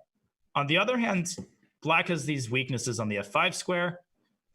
And I think a lot of people tend to look at one piece and assume that because that piece is placed well, the position's amazing. But that's not always the case. Maybe bishop f6, bishop g5 here makes sense with Black, which is what David does. Get that queen out, take over some dark squares. That knight on g6. There's a problem with knights, right? They step on each other's toes. So this knight on g6 is best placed on e5, but there's already a knight there. So now you can keep plugging. And who cares about the d6 pawn? Give me these dark squares. I want to bring my queen to g3 with a very important check, and you're not going to be happy to see that. Yeah, those fixed square weaknesses are the most. Okay, so at least you get some material, right? Yeah, and as Yasser Seirawan or I think was this John Donaldson, shared this phrase that was used by one of his international master Nikolai Minov. At least I'll die with a full stomach. Okay, that was a long wind up. And yeah, I'm disappointed. Praise was at a C+ at most. You know, Danya, we're good friends. We get along really well, but you get an F. You'd make a good college professor. I think they should hire you over at Stanford. I mean, I could put in a good word. Put in a good word for me. I think that's going to hurt my chances more than anything. Oh, Danya, I'm just messing around. Now I feel bad. You know, it's when I get this little chuckle out of you. I'm hurt. Well, it's the John. I'm just practicing. Oh man, that king on D1 is not laughing right now. Well, there was genuinely funny story. I was watching John's Twitch clips from his streams, and there was one that's called something "John Finally Rages." I was so intrigued. I clicked on it, and it's John Blunders, and all he says is "Oh my god," and he says "Man, man, man," and then he just bursts out laughing. This is the John rage. That sounds about right. It really does. It seems very difficult to get him mad. Yeah. I'm going to try. In the post-match interview, I think I'm going to put in some effort here. You should. I would, I have the courtside seats for the right thing. So here, basically, David has gone all in. He's sacked an exchange. He still has, domination over the central square. So he could even play F4. Right. Whoa, but what? Not knight F4. Yeah, definitely not knight F4. That is... Was that a mouse slip? I'm trying to... Oh, did you see? I mean, his reaction was just, he flipped out. Yeah, I'm trying to understand. So do you think it was a mouse slip? I think so. I mean, he just seemed shocked that he made that move. Maybe he just didn't see that the queen and the rook could just take it, but... Well, sometimes you grip, you like grip the wrong piece by accident, especially when you're, the more tilted you are, the more drastic your mouse movements are to begin with. And I just know this. So you're just more prone to mouse slips, period. In fact, sometimes you want a mouse slip to punish yourself. But yeah, it just, when it rains, it pours sometimes. So just sometimes just nothing goes right. Every position, something goes wrong. Is that the name of your new song? My song. Yeah. I mean, it sounds like you could write a very sad song that would sell very well because those songs tend to do well. Sad song. Okay, I'll keep that in mind. I think that's very good. I can see you strumming a guitar and just singing a very sad, slow song. I think I could see myself doing that, except the parts where I'm strumming the guitar and singing the song. Fine, you'll just be a songwriter. But anyway, moving on from my ideas being shut down. Well, you can shut down my chess ideas as well. But here it looks like David has a pretty ideal setup. He's fully developed. He's castled. John has barely gotten any pieces out. But the good thing for John is he's very solid, rock solid. Yep. You try to think in terms of weaknesses or potential areas to exploit. One square is D6, but that's a bit hard to get to because if your knight goes to E4, I can always consider capturing it. And the pawns for black, all on very safe locations. But that's why he's trying to punish his opponent. I love the move G4, and then he can follow up with F4. And just H4 and just decide how many pawns he wants to push and when he wants to do it. Yeah, exactly. He can try, F4, and then he could try something like F5 and E6. The problem is, I think John has time to castle long here. But maybe then just rook HF1 to prepare F5. Yep, I like that. Get F5 ready. Yeah. And John, okay, so he does castle. Actually, I'm not sure what you do after rook. What? Why rook E1? E1, that's weird. He's overprotecting E5, but you still. I think he still wants to play F5, right? But you see, even if he plays F5, everything is captured. Black has maybe knight takes C5 at the end. Right. So can you play H5 for black, or is that running into F5? Like H5, F5. Well, maybe takes, bishop F7, knight E5. Well, I thought bishop G4 too. I was like setting. Oh, nice. That's nice. A little skewer here. And John, a very practical decision. Knight B6. The queen is connected to the pawn on F7. Now he plays H5. Yep. I would play F5 and E6 if I were David, just immediately. Just to be go honest. for it. Just sack. F5, E takes F5, E6. And notice that the bishop on G6 has lost its support. That's the one drawback of the move H5. So F takes E6 is met with queen takes E6 with the fork. Totally. And I wouldn't even think. I would just do it. There we go. And he does it. Kudos. Here it comes. E6. What? H4 for black. Yeah, nice move, bishop H5. Free my bishop. Yeah, G5 is a little bit too positional, I think. Although he maintains the threat of E6 for sure. And I told you, Danya, it's a Caro-Kann, right? This had the vibes of Caro-Kann. Yeah, I agree. There's that structural... But the thing with after E6, black couldn't have taken on G4 because of E7. So it's not like it was really a threat. Well, maybe I can do that. Just trade queens and hope that this endgame is... How many pawns do I have? I mean, H4 was played, by the way. I have all your pawns on the king side. I actually think black would be doing... Oh, you mean if he sacked a piece? Uh-huh. Yeah. Interesting. That's probably why he ended up playing G5, and now we're in a position where white is down a pawn, but is still more coordinated. Though bishop B4 is a really annoying move with this knight pinned on C3. E6 though, I'm hanging. No, then the bishop hangs. Yeah. All right. Well, you know what? 2 hours and 20 minutes into the show, I had to hang a full bishop. So it was about. I also heard there was a slot in the FIDE Master inaugural Masters challenge. You know what, Danya? You cannot take my title from me. I will not let you. I was trying to sneak, just come out from the back, but you caught it. You caught that attempt. I'll have to try next time. It hurts when you do that to me. That's exactly why I try to do it too. I'm merciless. E4, yeah, E6 has got to be. No, knight B5 right? First. Knight B5, queen C5. Just do it. Do something. Yeah. Wait, knight B5, queen C5. I go knight D6 check first. Then I trade queens. Then I get the C4 pawn. Oh, right. You come around for it. Bam. And then there's E6 check and all this stuff. So I think David is slowly adding the successful ingredients. It's just coming too slowly. Right. Oh, knight D6 and also queen C5, knight F7 potentially. That's a lot to calculate. I want to sack B3 and go E6, but I don't think that works. Actually, now knight D5 though. I feel like black is still okay after knight D5. But at least white isn't losing a piece. Also, John has put a knight on his favorite square. It's true, but it's not protected, right? It's not solidly in that D5 square. But bishop D2 may be F4, and maybe it'll solidly be in the E3 square. Although that might be the only solid thing about black's position. The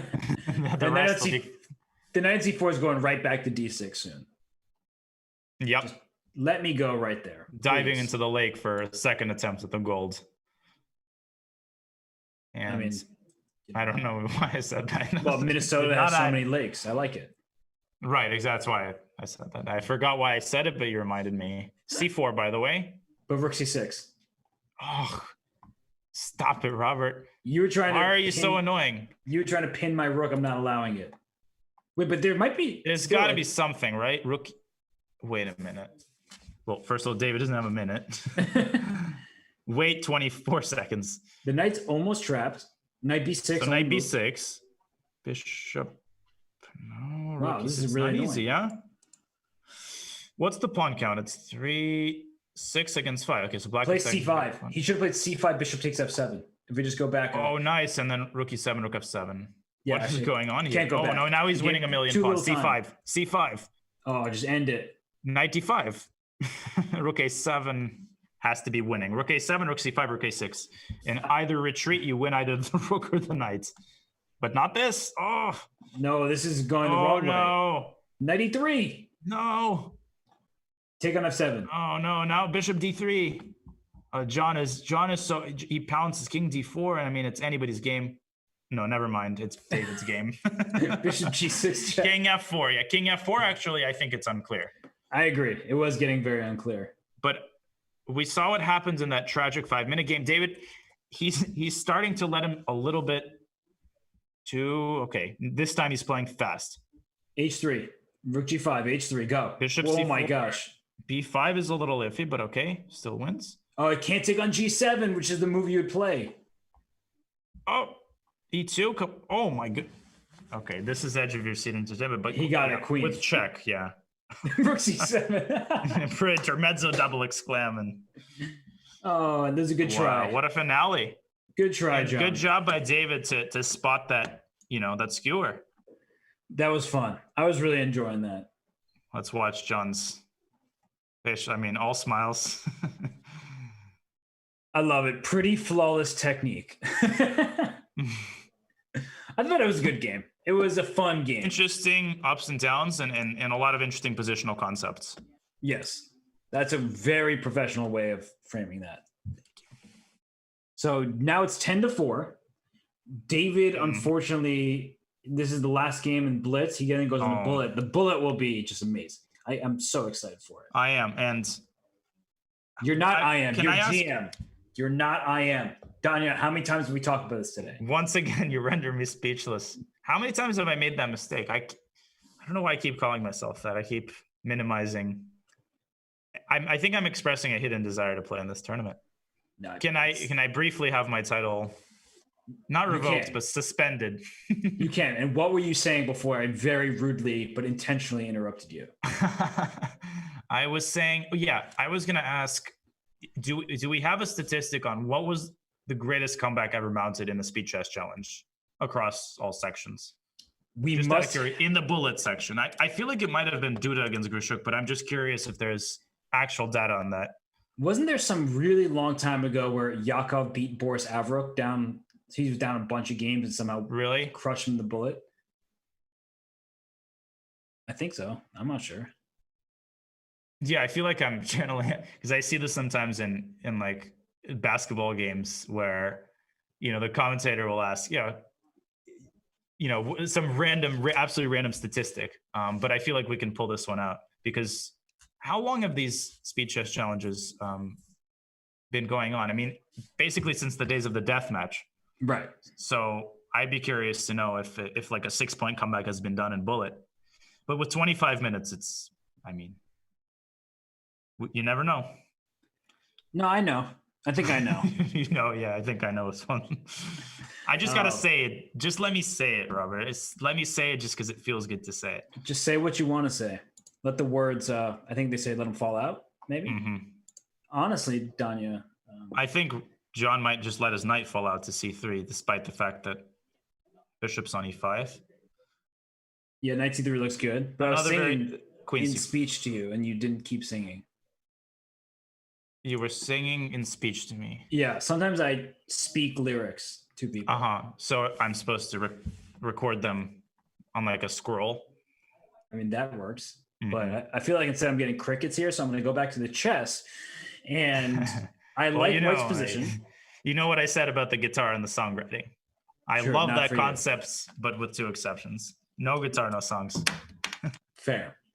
And how do you like the knight on d5 now that the queen's on e4? Nicely centralized. I think queen c6 kind of move is necessary there. It's played. I think David can get this one. It's not that I like his position, or at least I didn't like his position earlier. Now I'm starting to appreciate it much more than I did. Yeah, I suppose we've seen this pawn structure with a7 and c5 a couple times in this match. Yep. With these isolated pawns. And I suppose, I suppose black has them pretty well protected. That knight on d5 really is lovely. I agree. It's growing on me. I'm glad you see it my way. Now I'm desperately trying to remember a song I actually know to make a reference to show you that I'm not entirely clueless. It's okay. If we wanted somebody who only spoke in pop culture references, Danny would not be playing in the IM, not a GM Speed Chess Championship. He would be commentating alongside me. But maybe knight e3. Knight e3? What do you think of that? I think you're a very strong chess player, but in this case, queen a6 seems to be annoying as a response. Mm-hmm. Interesting. I was going to say the knight on d5 is in heaven, and after knight e3, it's locked out of heaven. But now with queen b5, your knight is a little overwhelmed here on c4. Yeah. It's interesting how these random problems with the pieces just occur. That was a song reference, by the way. It didn't seem like one. Mm-hmm. I thought you were almost throwing like a Mehmet Okur basketball reference since you mentioned basketball before, but I like Mehmet Okur, one of the few 3-point shooting centers. You mean back in the day? Because currently there are a number of 3-point shooting centers I could name for you. Well, I like 3-point shooting centers. But yeah, back in the day, I suppose. Yeah. I don't know what to say about this game because Black is up 30 seconds, which I really like. The knight on d5 still. Oh, there it's gone. e4. Nice move. Actually, that just maybe knight b6 though to fix. Oh no, but then queen's defended. I forgot. Yeah. Yeah. Queen is defended by the rook here. Obligatory blunder. Yeah. But knight e7, then knight d6, the a5 bishop is hanging. So you can play knight e7 as sad as it looks. I'm trying to, and if knight d6, queen a5, there's no queen d7 shenanigans. Yeah, that's probably suspicious.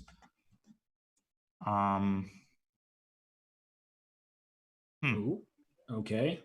Take that knight and leave your knight on c4 for the rest of the game. Or queen d7 is probably just way better, but... just driving it right in the grill. Wait a second. Wait, whoa. Oh, no. Rook d8, you can just take on d8. Yeah, I knew you were going for it. You said, wait a second. I knew exactly all of my little tricks, where they start. I do. John's got to be careful. I would maybe even take on c7, to be honest. Russian school of chess. But that Russian endgame skill is too grandmasterly for this. But Scramble, but white is winning after. No, but conceptually, but with the knight on c4, but Dingleren doesn't know what talking about. Knight on c4 winning, okay. But John Bartholomew, okay, I think he's... Oh, that knight's coming into d4. And e5 now. Okay, immediately is interesting as well. He's getting the c file. But now he's giving up a pawn, which is not... Bishop a3. Knight takes a3. Oh, no, it doesn't work. Rook c2, though. Rook c2 that hangs. e5. Yep. Interesting stuff occurring here. Oh, gosh. 4 seconds. Time's ticking down. Knight d6. Oh, knight d6. What is going on? So queen d3, I guess. And white's just going to take with a pawn here and drive that in. Rook d8. Nice. And then rook b8. Rook d2. Oh, what? Ooh, rook c2, I guess he wants. But now just bishop d4? Right. Knight d6. Okay, I thought you could rook d2. Just play rook d2 and get f2. Rook d2, bishop d. Okay, now don't... We're both like screaming for things and none of it's happening. None of it's happening, like the movie. Okay, so... It was the best of time. And now, I guess it should be a rook e2. Oh, never mind. I'm having so much fun just hearing you try to say things and not getting it out of your mouth. h5, just push pawns. Wait. Knight d8, okay. I don't understand what's going. Do you understand what's going on here? I have no idea. Pieces are being moved around, but I don't understand any of the patterns by which they're mechanisms. Okay. Now this is a theoretical draw, but it's actually not that easy with the white king so right off. Black has a lot of attempts, right? e5, he can push a bunch of pawns. No, don't agree on a draw. This is the last game of this time control, so you got to play this one out. Until, I think so they're gonna abort this one. Oh my gosh, so this is over for the 3-minute section, which means we get bullet up next, and I'm hoping that David surprised us and is the quickest bullet player that we've ever seen. Maybe but he Lefongs John like 4 times in a That'd be cool. I don't know. I don't think it's gonna happen, but I want to see some fighting chess. We're gonna go on a quick break, maybe grab some water. Danya, I know I need to stretch my legs, but when we return, we will have the bullet brawl between John Bartholomew and David Pruess. Stay tuned. We will be right back.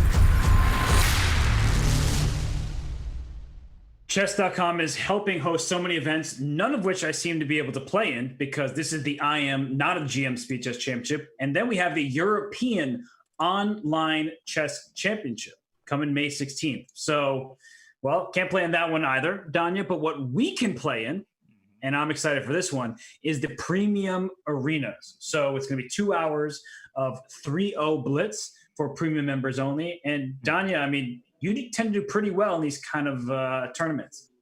Yeah, I love arenas. Notice whether you're titled or non-titled, everybody's free to join. It's a huge free-for-all.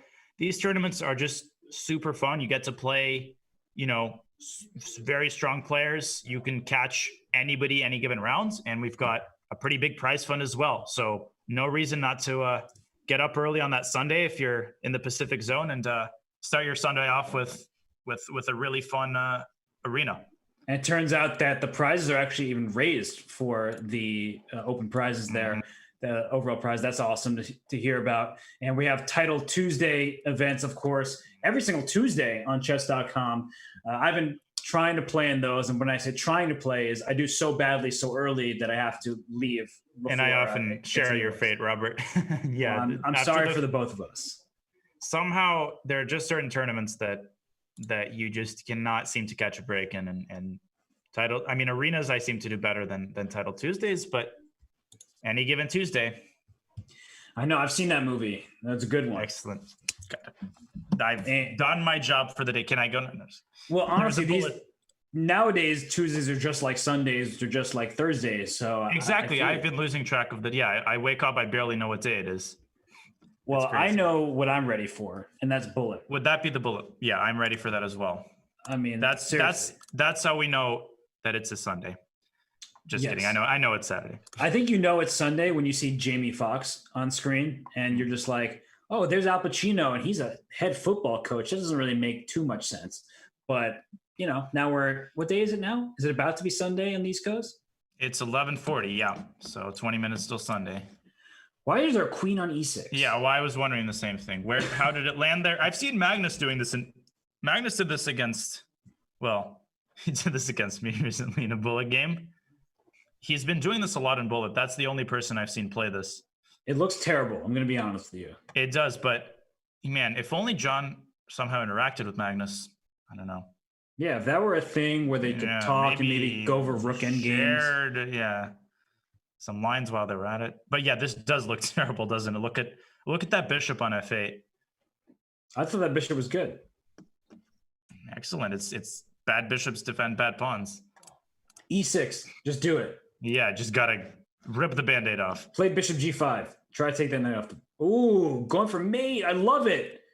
Also, and that's exactly what you need. Queen a7.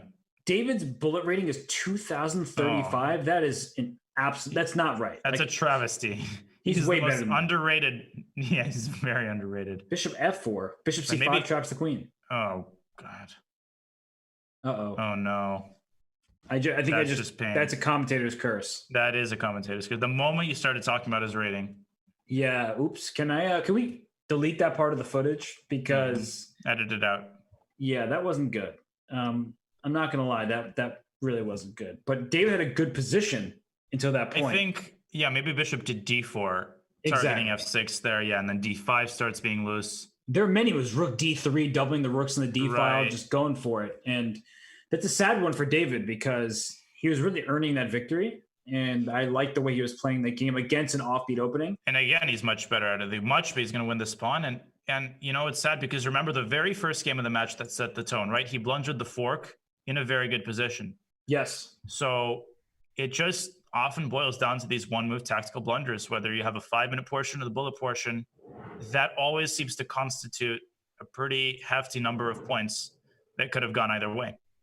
You're right. And the way it shifts psychology as well, because if David were able to win that first game where we liked his position, then all of a sudden there's more pressure on John. B4, by the way. Yeah, another blunder. Oh. Yeah, David is really stumbling here. I mean, this is stuff that, again, he would normally see. So is it as bad as it looks? It looks pretty bad. I think it is. Yeah, that's bad. Bishop d4, for example. Yeah, and John you can see how confidently and quickly he's playing. Just bishop takes d3. Just take d3, c8's hanging. Yeah, this is beginning to look ugly. We like David's position again there. Yeah, he's getting, his opening preparation has been good by and large. He's been getting the positions he likes. So I don't think that really is necessarily to blame. Right. And again, we have this Scandi. Watch out for that knight b4 stuff. Yeah, this time knight b4. Still, no, but this time he just takes and BC. Interesting. So he wants to be able to play c4 and cement that square. Mm-hmm. But yeah. Queen trades in this particular position should be good for white if you don't take on d5, giving black a cd5 and control over the c4 square. Yes, exactly. So essentially they're fighting who's going to blink first. Now, you need to be able to play c4 for white. You're not getting that. So actually black's position is starting to look really good again. Yep, control over the squares. David, it's important to realize, still has attacking chances. But if bishop d6, yeah, knight was an interesting idea there, but it didn't work. Knight d2? Yeah, there was bishop f4, and then the knight is trapped on f3. Yeah, and John, very good play on both flanks. You can see him cementing that, fixing all of white's weaknesses, a6, g6, and then he's slowly going to start attacking them. Like rook h4, rook f4 is one maneuver, rook h4, rook f4, rook f5. I like that. That's really cool.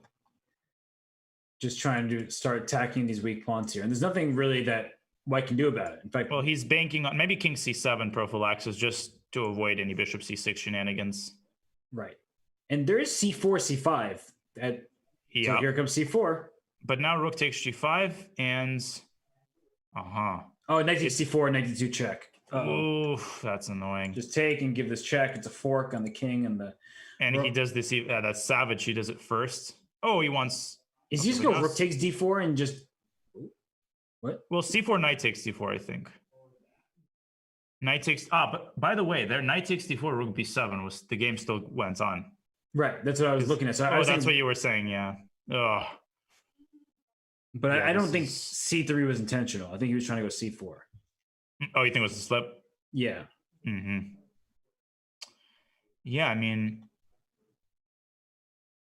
confidence is so much in these. And John, CD, there's no need to go crazy. He's going for fundamental positions that he knows well. Yep. And we have a Carlsbad structure here. This is a more standard opening line than some of the other games we've been seeing. Especially when we see a Scandinavian. But right now, quite solid play from these two. But David down 15 seconds in the clock. That's always going to be a problem. Yeah, he's just that tad bit slower in the opening. And definitely feel for Dave. It's hard to take one hit after another, in these types of matches and keep standing on your feet. So, he's trying his best. It's tough, just from an emotional, psychological standpoint. I honestly think no other way to put it. No, you're right. And I think the quality of this match has been quite high. Yes. There have been time scramble, missed opportunities from both players, but I think the general quality has been great. And David went at John earlier in the Sicilian from the white side with like that knight e6 sacrifice and went for, he really went for it. But John has proven the steadier player. He's proven the quicker player.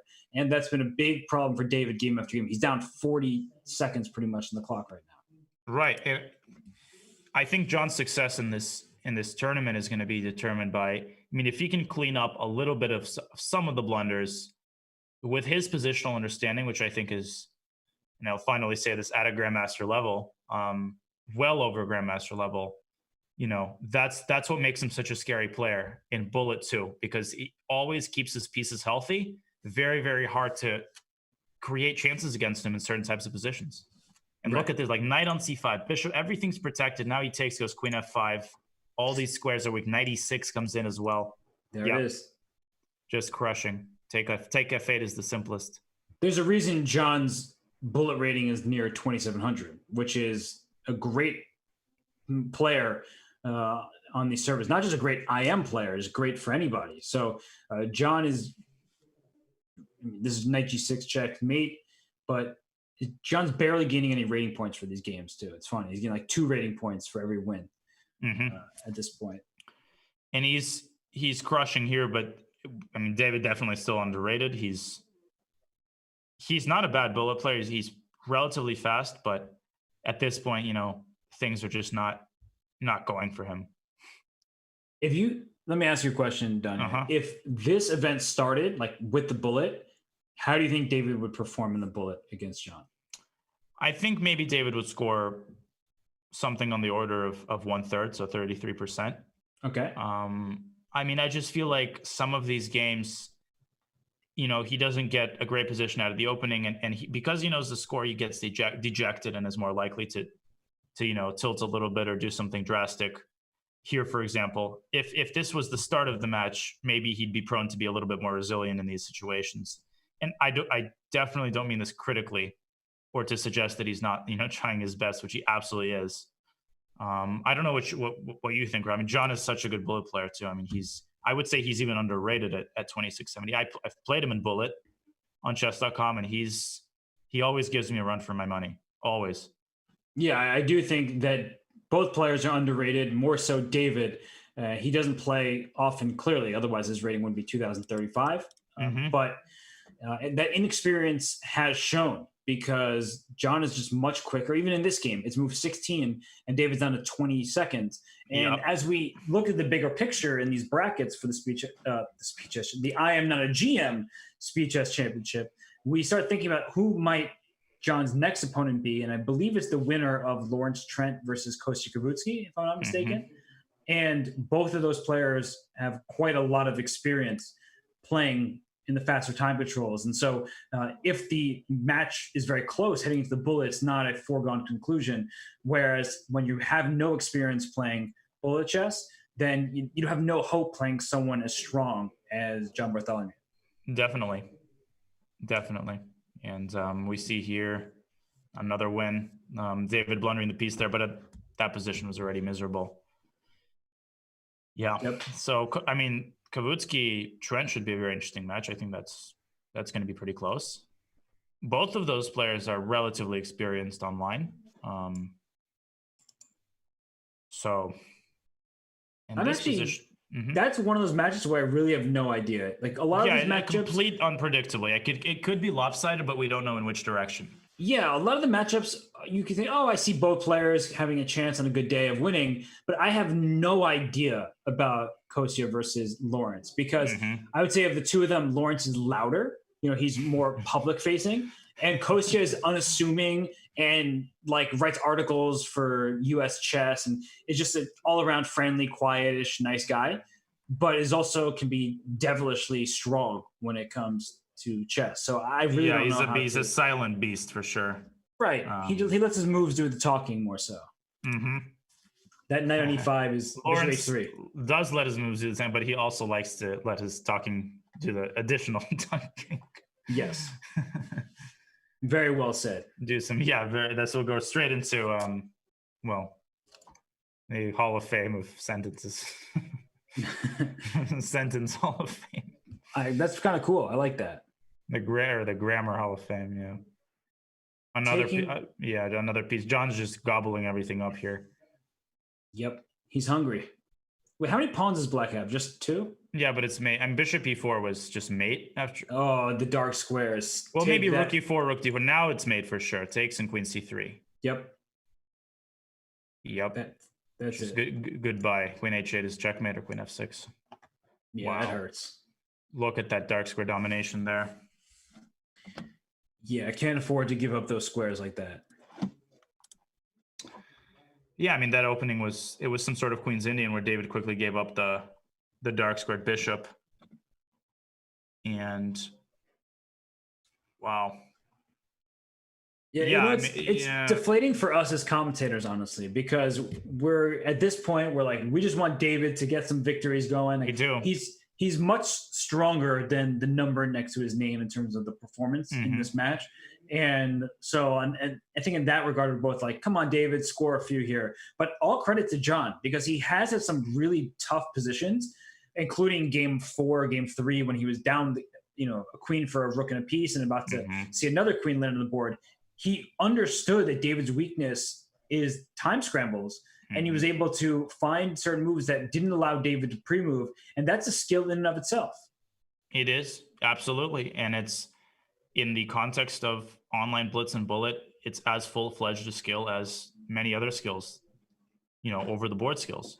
Yep. So that's just the reality. If you want to win games, there's this semi-famous quote by an Australian player, who said, I play in tournaments to win games, not to paint pictures.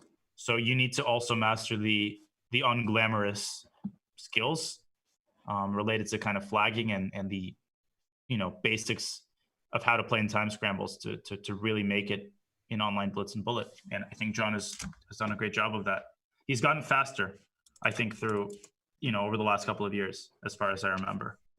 I think agree. He's gotten crisper at some of these tactical decision-making. But by the way, here...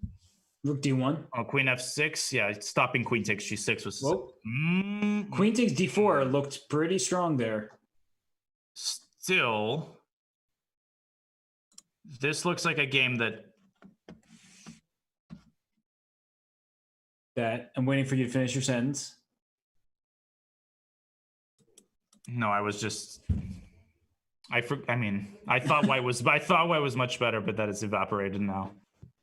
Yeah, somehow it seemed like it should just be over in a few I'm just moves. going to be, as commentators, we're unbiased and we provide level-headed comments. But like you said, Robert, when it gets this lopsided, you want David, you feel for him and you want him to get, a victory, to score sort of, what is it called in soccer? The honor goal or whatever, an honor goal. I don't remember. Yeah, that's right. And it reminds me of that Brazil, that famous, I think it was Brazil-Germany. Oh yeah, you're going to remind all of the fans here who cried. Oh God, I'm ever after that game. And a draw. So David's on the scoreboard in bullet. Mm-hmm. So good for David. He gained a bunch of rating points. Yeah, +8. And another English here. So let's see how long is left in the 10 minutes. So still time, to make one last little flurry. And there is money per win percentage, right? So doing better increases the amount you take home, but at the same time, these players are playing not just for the money. They really want to show their stuff, and I think that's. On a serious note, we've made a lot of jokes at the expense of just the name of this tournament. All the players are taking this in stride. Mm-hmm. Like, I am not a GM speeches championship. And what's honestly great about this is that in an individual game, if you play a classical game of chess, these IMs can beat the strongest players in the world. And so they're very, very talented players, but they just don't have that title next to their name. And some of the players in this field, we mentioned Carissa Yip. She's very young, very strong, and has a very legitimate shot at becoming a grandmaster in the near future. Players like Hans Niemann, I know he was joking earlier and like, well, where's my invite? Because he is an international master, but he's also 16 years old and likely also going to become a grandmaster at some point. So it gives a chance for people who have dedicated their life to teaching chess, to studying the game, to playing chess. That gives them an opportunity to showcase their talents, and they have many of them, and we're not trying to take that for granted. So I just wanted to say that. I know we've made so many jokes, we've done impressions, but I do respect all of the players in the field except for Danny Wrench, and I just want to make that. Well, that was. I'll let us take a moment of silence before I say what I wanted to say. I made everyone think I was this really kind person before. You did a good job of it, Robert. But I wasn't fooled. I just let the record show I wasn't fooled.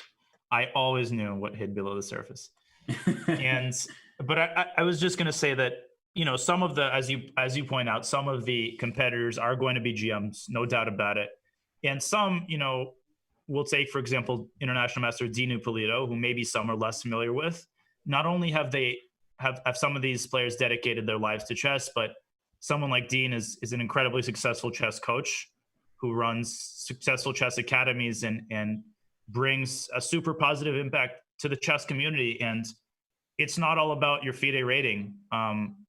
All of these players are very strong, but some of these have supplemented their successful careers with very successful careers in chess teaching, and they continue to enrich the communities in which they live. So it's great that they have a chance to, to be showcased on this stage. I'm just very happy for all of these players. Again, I've done my share of roasting, but in all seriousness, it's awesome that each and every one of these players has a chance to compete and to show their strength. Yeah, and Dean's a great example of somebody who's like, as you and I, as people who've been in the over the board circuit for a long time, we grew up being like, oh, Dean Ippolito, like that's a really tough opponent who yes. in our last tournament game, we drew. Maybe our last 2 tournament games. And that might be the only 2 times I played him. I'm not even sure. But the point is that like these are very tough competitors who've also, as you said, brought really good knowledge to the next generation of players. John Bartholomew taught Andrew Tang, right? We were discussing that earlier. So he helped in part make Andrew Tang into a grandmaster. So, really just a lot of credit to these people for all of the work they put in. And, we still have 6 minutes left in this match. We'll get back to the chess in a second, but we would be remiss if we did not talk about our, very true, genuine respect for all of the players except for Danny and Lawrence Trent. And of course, all of the commentators except Robert Hess. But yes, I would also be remiss if I didn't say that. Now let's get back to the chess because, I'm done talking about my respect and admiration for some of the players. And here we see that this or lack thereof. This is what David needed to be doing the whole time. He took an active approach. Like he went c4, and other times he might play c3, play a little bit more slowly. Here he'll just go king b1, play for d5, just try to break things through and do it quickly. Yep, and it's not, and the queens are off the board, but it doesn't really matter. The position is still opened up, and White has enough firepower to, I was going to say horsepower, but he doesn't have any knights left. White has enough firepower to make things happen in the center. Right, and Black is going to try his best to go rook d8 and stop his d5 push. But there's even bishop c7, take this knight on b6, and that's why he castled. Potentially bishop a4 there with a pin. So and look d5 at this. by David. White first the d file. You play rook d8, I play rook d1. I'm going to land a rook on d7. This is exactly how you win games at the highest level. Is that you say, I'm not just going to crush you with a tactic. I'm going to make your life bishop e3. Ooh, missed opportunity to keep that rook entombed. But this also should be good. Go rook d7 next. You make a good point, Robert, because again, you could look at the superficially, say it's equal, it's symmetrical, but it's all about piece activity. Look at the difference in the position of the rooks. Now it's clear. With the rook on d5, it was less clear, but it was still total domination along the d file. So also the time management is better, but John always, he kind of nibbles at the edges. Kudos to him as well. He's very resilient in these. He reminds me of almost Sergei Karyakin, in his, oh my, as I wax about a man. So resilient in these nasty positions. And that's just painful. I mean, such a good game by David. I mean, he did everything right, crashed through on the D file, and just not quite enough gas at the end. I thought you were going to hit me with a Holmov reference. We're talking about ultimate defenders. Somehow he has been lost in the conversation. People keep talking about Karyakin, who is fantastic. Don't get me wrong. But, if we want to go OG, Holmov was just the ultimate defender. I like it. Pulling the classic Soviet school of chess, Ratmir Holmov. I mean, what can I say? I was trained by a classic Soviet instructor, and I learned my lessons. Bishop d2. Drop the bishop back. Yeah, and then the queen would have had to drop c5. Bishop e7. Yeah, he's trying to capture that deep pawn, but that's definitely. I mean, I think you rarely give the dark square bishop in these lines. Now bishop e6, for instance. Yep, or bishop g4, which pressures the d4. Even better, very nice. And then e5 is in trouble. So c4 is a move I would consider, but c takes d4 also, and then e5 falls. So yeah, everything is falling here. Knight b5. But again, John is just faster. Right. John has been playing very fast. I mean, I'm quite impressed with his time management, and especially throughout, really, but especially in the bullet. I would knight e5, bishop d1. That doesn't even work. And that's exactly how I would play. I would sack the queen and resign on the next move. Danya, they're not your pieces. Totally cool by me. Sack away. Exactly. Some would say exactly, if you know what I'm saying. Exactly. Yeah, precise. Yes, Robert. Yes. Wow, that was too low, and that was freaking me out a little bit. And I know what you're doing. What were you going for? Well, no, you said sack, and then you said exactly, and I said exactly. Oh, exactly. I thought you were. But I know what you were doing. Say the word exactly in the tone of the illustrious Grandmaster Yasser Sarawan. No, but I did recognize what you're doing. It just worried me a little bit. So taking the queens off the board seems inopportune for black. But there was a nice tactic, though. Rook takes d5 by John. Yep. And merciless. And again, the knight. Notice that in John's games, like the position of his knights, always his pieces seem to be very fundamentally sound, which is the mark of a very strong positional player. And he brought his knight into g7, trying to take away h5, but he's losing his pawns in the process. Oh, h4 was hanging. Okay. Yep. Well, now they're. Another rookie three. Payback. And this time, exactly in the same manner. Exactly. Yep. And now, b5. Oh, look b5. at that b5. There it is. Oh, there it is. The fireworks. Man, he just went through the meat grinder, did John? That's our second to last game, I believe, because we have a minute left. So this is going to be, you're saying, the last game. Yes. And John just, like, he lost that game, but he smiled. And he's like, okay. Also, wait. John lost 60 rating points. You see that? No, 2593. Yeah, he was at 2670 or whatever.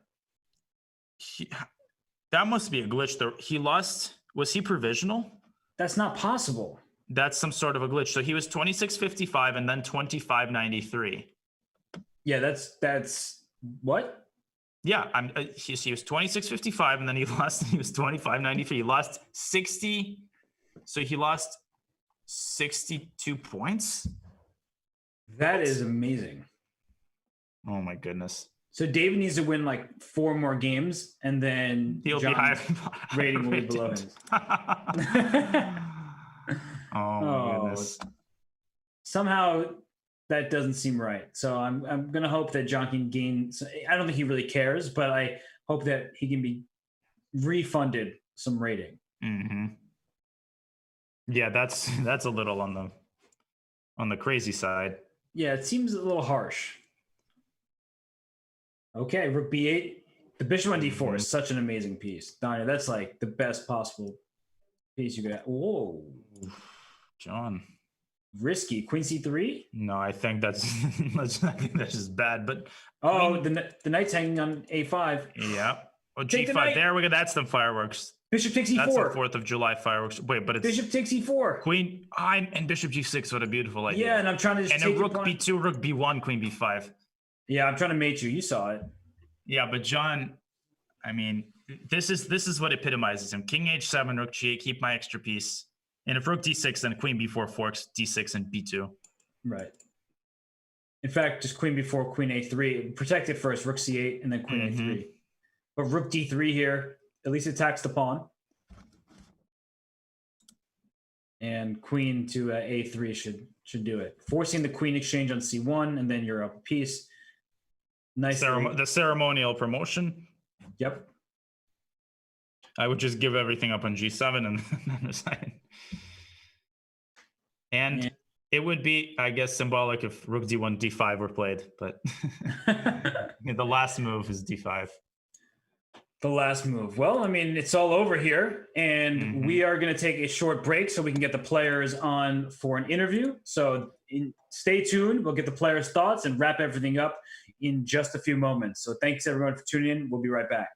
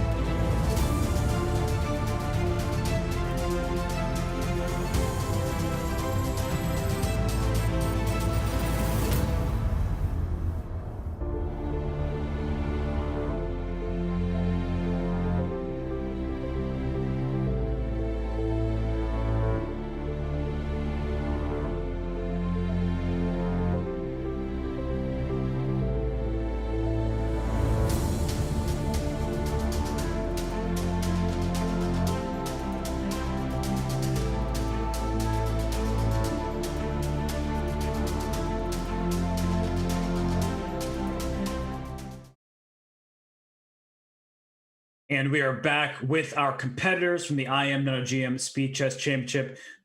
David, not your day, facing a tough opponent. And John, congratulations on that match victory. What were your thoughts of that match? Did it feel weird playing in that format because you're used to watching it, not playing it, David? No, it didn't feel too weird. Okay. If you had to restart the match, what would you have done differently, or did you just think that John was a really tough opponent to have for you? I mean, there's not too much I could have done differently other than just have more time to train. Like if the match were in another month, I could probably be like, 1 or 2 points better than I was today. I think I did probably a couple points better than I would have a week ago. So. Okay. And John, on your end, how did you see that match? What was your strategy going in, and how it seemed like it played out well, regardless of what it was?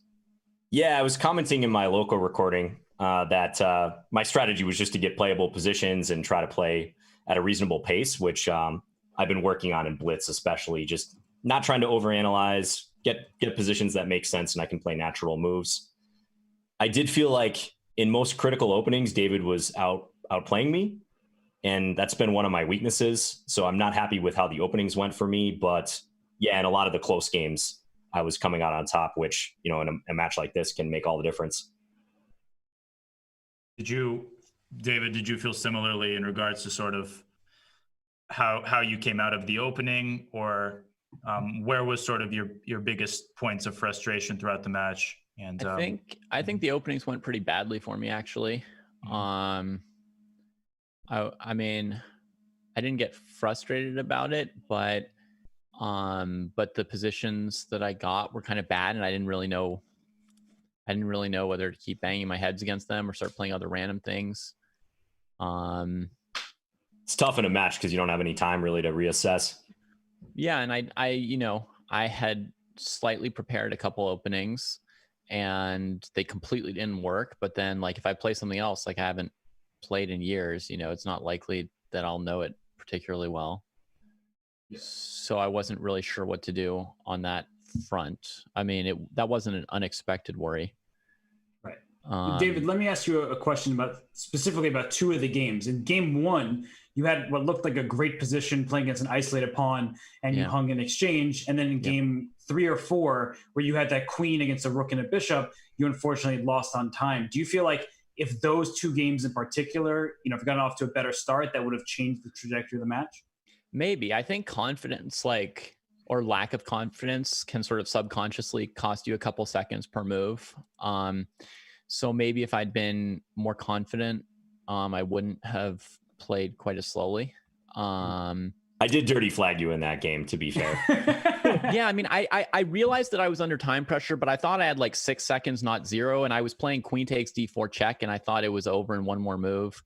And I actually played queen d4 on my computer, and then it flashed up that the game was over, and I figured he'd resigned. And then somehow it said that, queen d4 hadn't even been played, and I'd flagged, and I was surprised. But I don't know how many seconds I actually had, because I'm not used to keeping track of that too closely. But yeah, I took inspiration from a Title Tuesday game that I lost last week, where my opponent flagged me in a very cunning and dirty way, where they play the non-check move, the non-obvious move, and you just lose on time. You have because 1 second increment, you guys probably feel the same way, but I mean, you basically have to play like it's no increment. Right. For me, yes. I have to ask you this. You're excluded from that, Danya, by the way. Oh, man. That was for everyone else but you. That comment. Duly noted. We know how fast you are. Well, against your positional bow constrictor style, I'm the slowest person on the planet. But I have to ask you this. Did you plan the specific game in which you would play the Scandi, or was it more you played it by ear? And the second question is, did you count the number of times you put a knight on d5?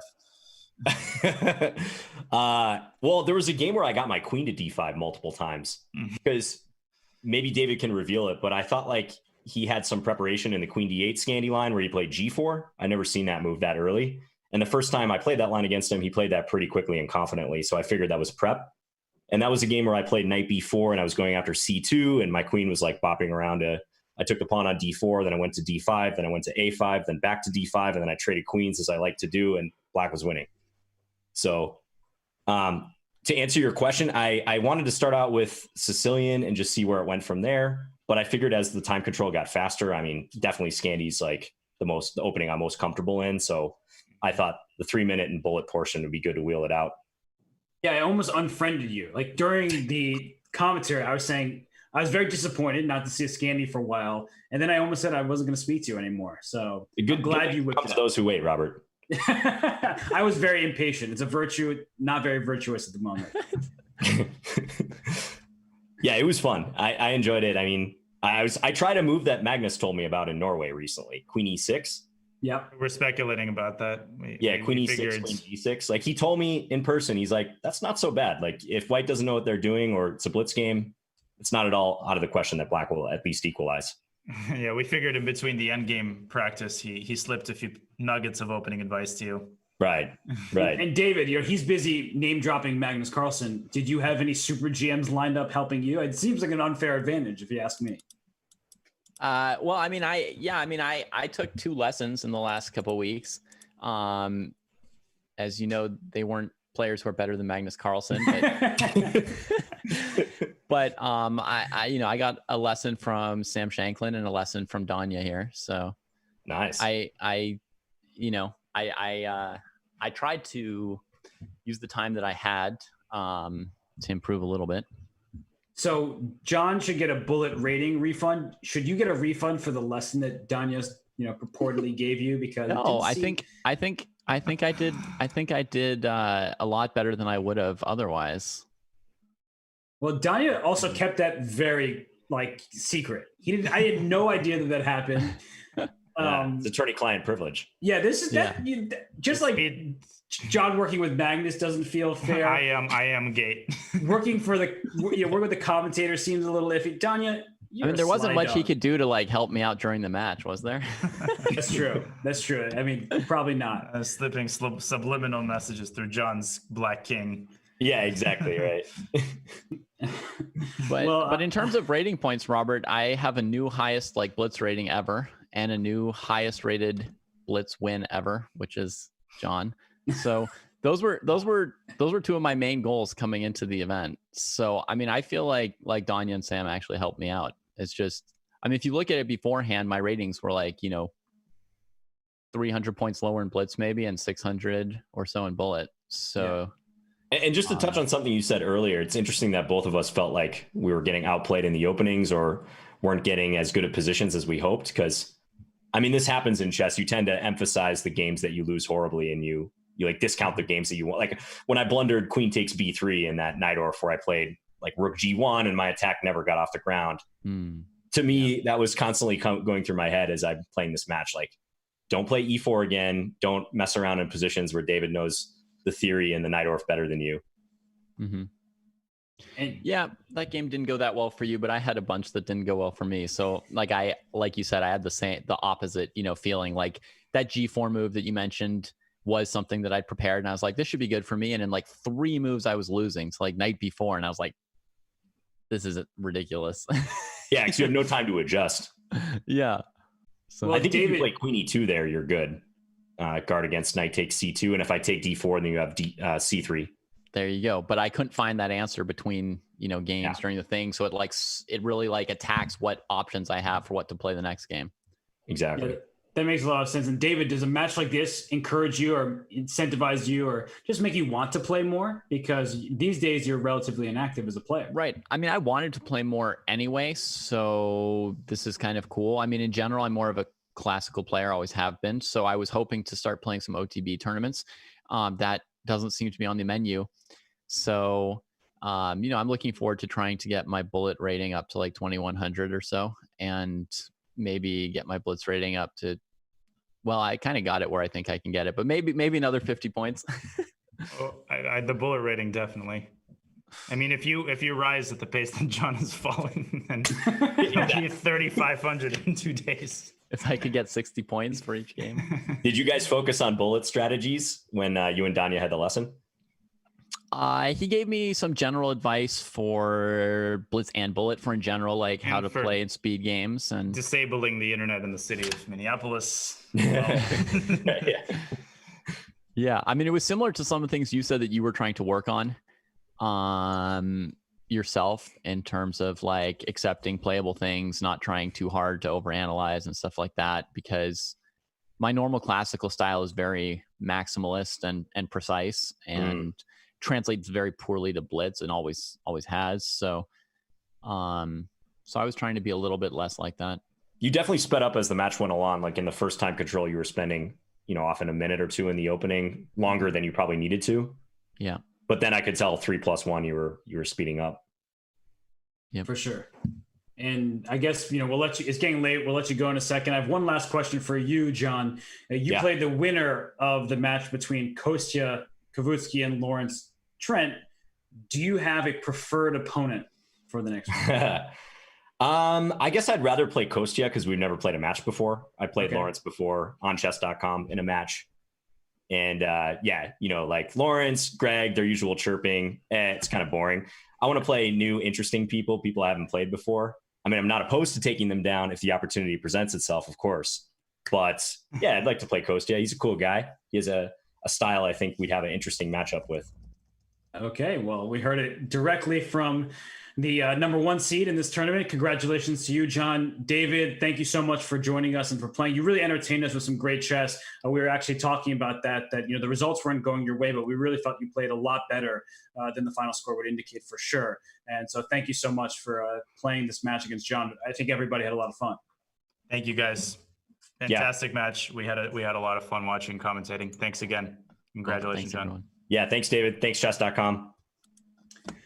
Well, we will see John Bartholomew in the next round. Unfortunately for David Pruess, that means his time in the IM Not a GM Speed Chess Championship comes to an end. As you see the bracket here, John Bartholomew moves into the second round. He faced the winner of Kostya and Lawrence. And as you look across the bracket, so many fun matchups just in this very first round, including Chess.com's own Danny Wrench taking on Teddy Coleman. And we'll remind everybody the schedule because the action continues tomorrow, not a very long time from now. So we're going to need to get some rest. All of you get some shut eye and tune right back in to Chess.com for the coverage of this IM Not a GM Speed Chess Championship tomorrow, Sunday, April 19th at 9:30 a.m. Pacific. It's 12:30 Eastern. For all the rest of the time zones, you figure it out yourself. Levy Rosman, that's Gotham Chess, takes on the one and only Tanya Sachdev, a fabulous chess player. You may know her from her commentary at events like Gibraltar and some of the St. Louis Chess Club events. I know her as a friend and as a competitor, so that will be a very interesting matchup as Levy is the more seasoned player on Chess.com. Danya, your prediction for that match? It's going to be close. I'm going to have to go with Levy for precisely that reason. I think he's seasoned, of course, a veteran streamer. And I think experience, as today showed, is critical. Experience, not only in matches, but also in online Blitz, all of the ins and outs of flagging and of all of these time controls. But it's going to be a fascinating match. So I am very much looking forward to the rest of these matches. And one last question before we sign off. Have you given any lessons to anybody else in this field? Don't lie to me. We're on camera. We're on air. Not yet, is what I'm going to say. But okay. But okay. I'm hunting. Yeah, I'm on the hunt for people to give lessons to. Look at you being all coy. Well, Danya, thanks as always for joining me for a great first opening round of the IM Not GM Speed Chess Championship. We'll have more coverage ahead, but thank you so much for being alongside me for this wonderful ride. And to everybody tuning in, whether that was on Chess.com TV, Twitch, YouTube, Facebook, Twitter, I don't know what else exists. Probably new things are coming up now that everyone is at home and quarantined. Stay safe, stay healthy. Indeed. We'll be right back tomorrow. So enjoy the action brought to you by Chess.com. Bye, everyone.